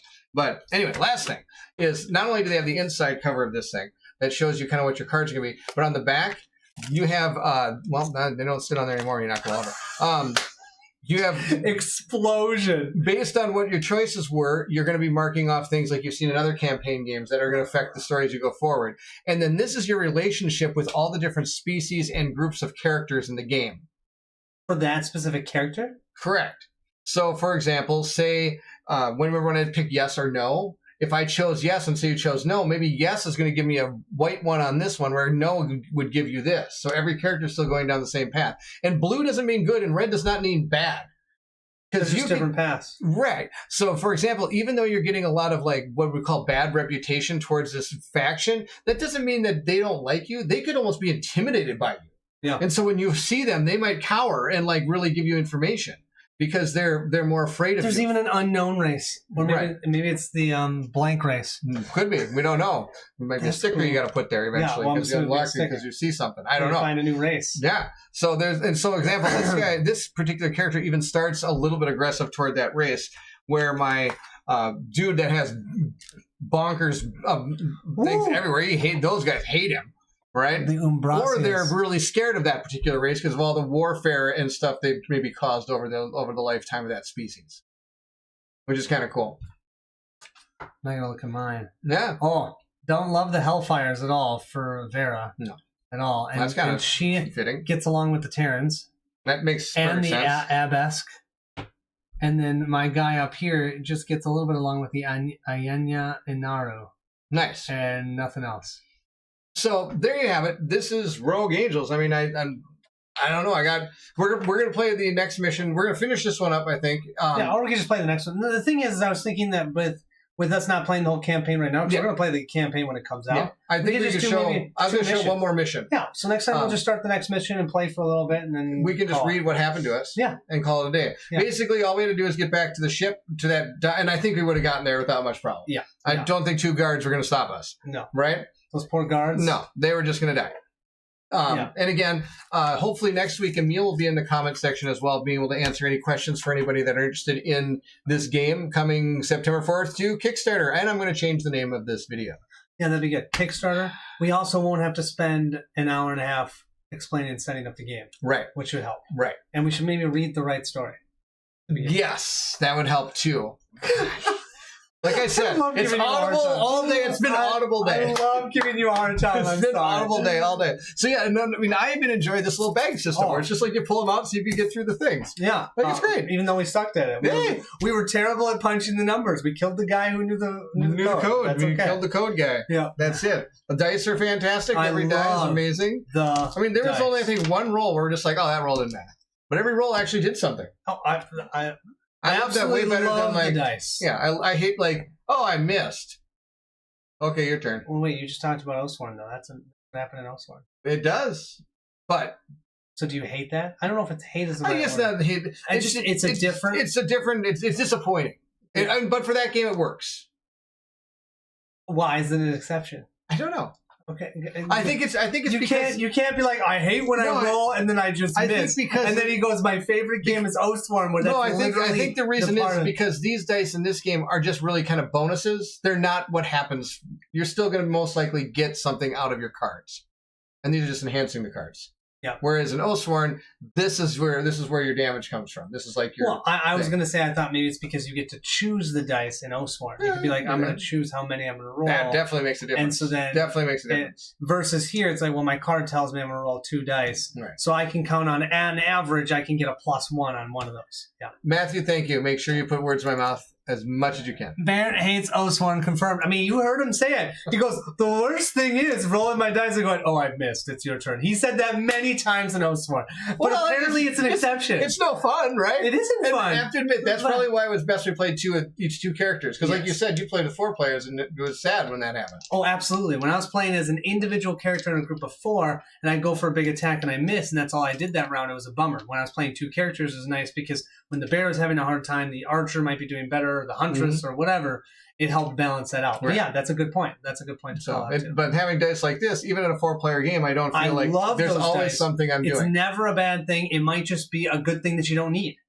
The only thing that could eventually be a problem especially in any kind of game where you can choose the order of players is. Even though I've noticed that the turns are short and the enemies move fast. 2 actions is pretty quick. Yep, it moves pretty quick. Is the fact that you could activate first one time, and then when after that round's done, being able to figure out who to activate and in what order, you being last might have been the most optimal point, and be kind of like, oh, I got so much time in between my turn. But then Sword and Sorcery was the worst at that because your turns would take forever. Don't forget the Imperial Assault. Or Imperial Assault. I forgot about that.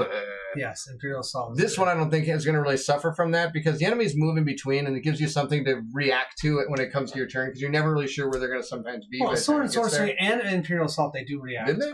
Yeah. Why did I not like those as much? I don't know.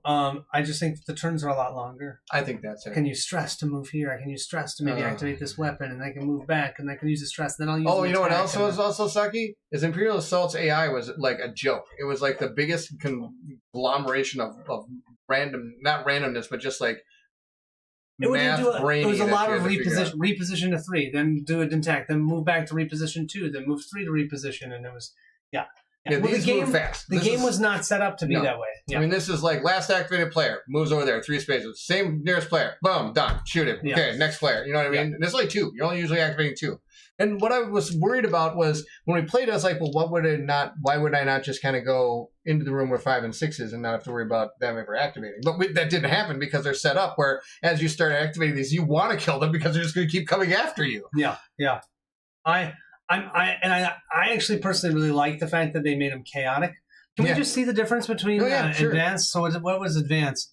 Last activated, same or near. See, look at now they're not attacking all characters. Yeah, it says Lactose. And look at that. Same or nearest player, second nearest player. So you even get shooting 2 people. Yeah, same here. Nearest player, second nearest.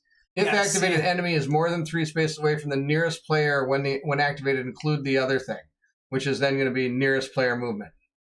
Interesting. So it was cool because at the beginning they had no idea what was going on. They were shooting each other, and then all of a sudden, boom! They're like, "Wait, okay, we're getting reorganized." All of a sudden, their guys are coming from the sides. They've called in the reinforcements that they actually know what they're doing versus the 4 people in the facility. 4 people are just like manning the area. Yeah, they're not expecting anything. Okay. So September 4th, Kickstarter, Rogue Angels. Check it out. We're gonna play this again next week. Super cool. Thank you for doing it. Yeah. I'm glad you enjoyed it. I really liked it. So I can't wait to play this when it's out. Done. Full thing. That'd be sweet. 100%. Yeah. But if you're like what you see here, please make sure you tell everybody that you know about this. Post it on Facebook. Post it wherever you can, because the more support we can get, that not me, but Neil can get for this game, the more chance it has of actually funding. And I am super pumped for this game, so I'm definitely backing it. Yeah. I'm all in. Surprise? Really? Baron's all in. Exactly. Well, I'm trying to decide what I want it to. I don't think I. Baron hates all board games. Confirmed. Thanks, Matt. Yeah. Just throwing it in my face. He's so helpful. Play solo. I like to know. I'm the reason we lost. That's so awesome. Yes, Steve. It is awesome. This game is awesome. Haven't had a bad game. Agreed. I've played this game. I think a total of 4. 1, 2, 3. This is my 4th time playing it.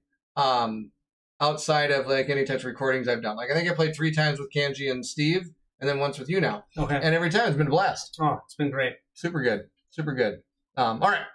We're getting late. I appreciate everybody for coming down here. It's been super awesome seeing everybody in the chat. It was really great to have everybody here. We have a wonderful time. You guys make this what it is. If it wasn't for you guys, I can't tell you how much fun I have with your chat. Your chat's awesome. Yeah, they're amazing. Your chat's amazing. Love it. All right. Well, we're gonna head out. I appreciate everybody watching. I appreciate everybody coming back. Hopefully next week I will post this. Really, I might post it tomorrow. Just because I know we're playing this. Yeah. And I will tell you next week we are on a planet. Ooh. Next week we're on a planet. Okay, cool. So that'll be awesome. So I appreciate everybody in the chat. Thank you so much for watching. Rogue Angels, check it out on Kickstarter. The preview page is up. Yeah, that's all it is. You can hit the notify me. Notify me when it comes out. I do that. Yeah. Because I know I did too. All right. Thank you so much for watching. If you're excited to see more Rogue Angels or anything else, then I need you to meet me at the table. Goodbye, everybody. Found it, man. Boom.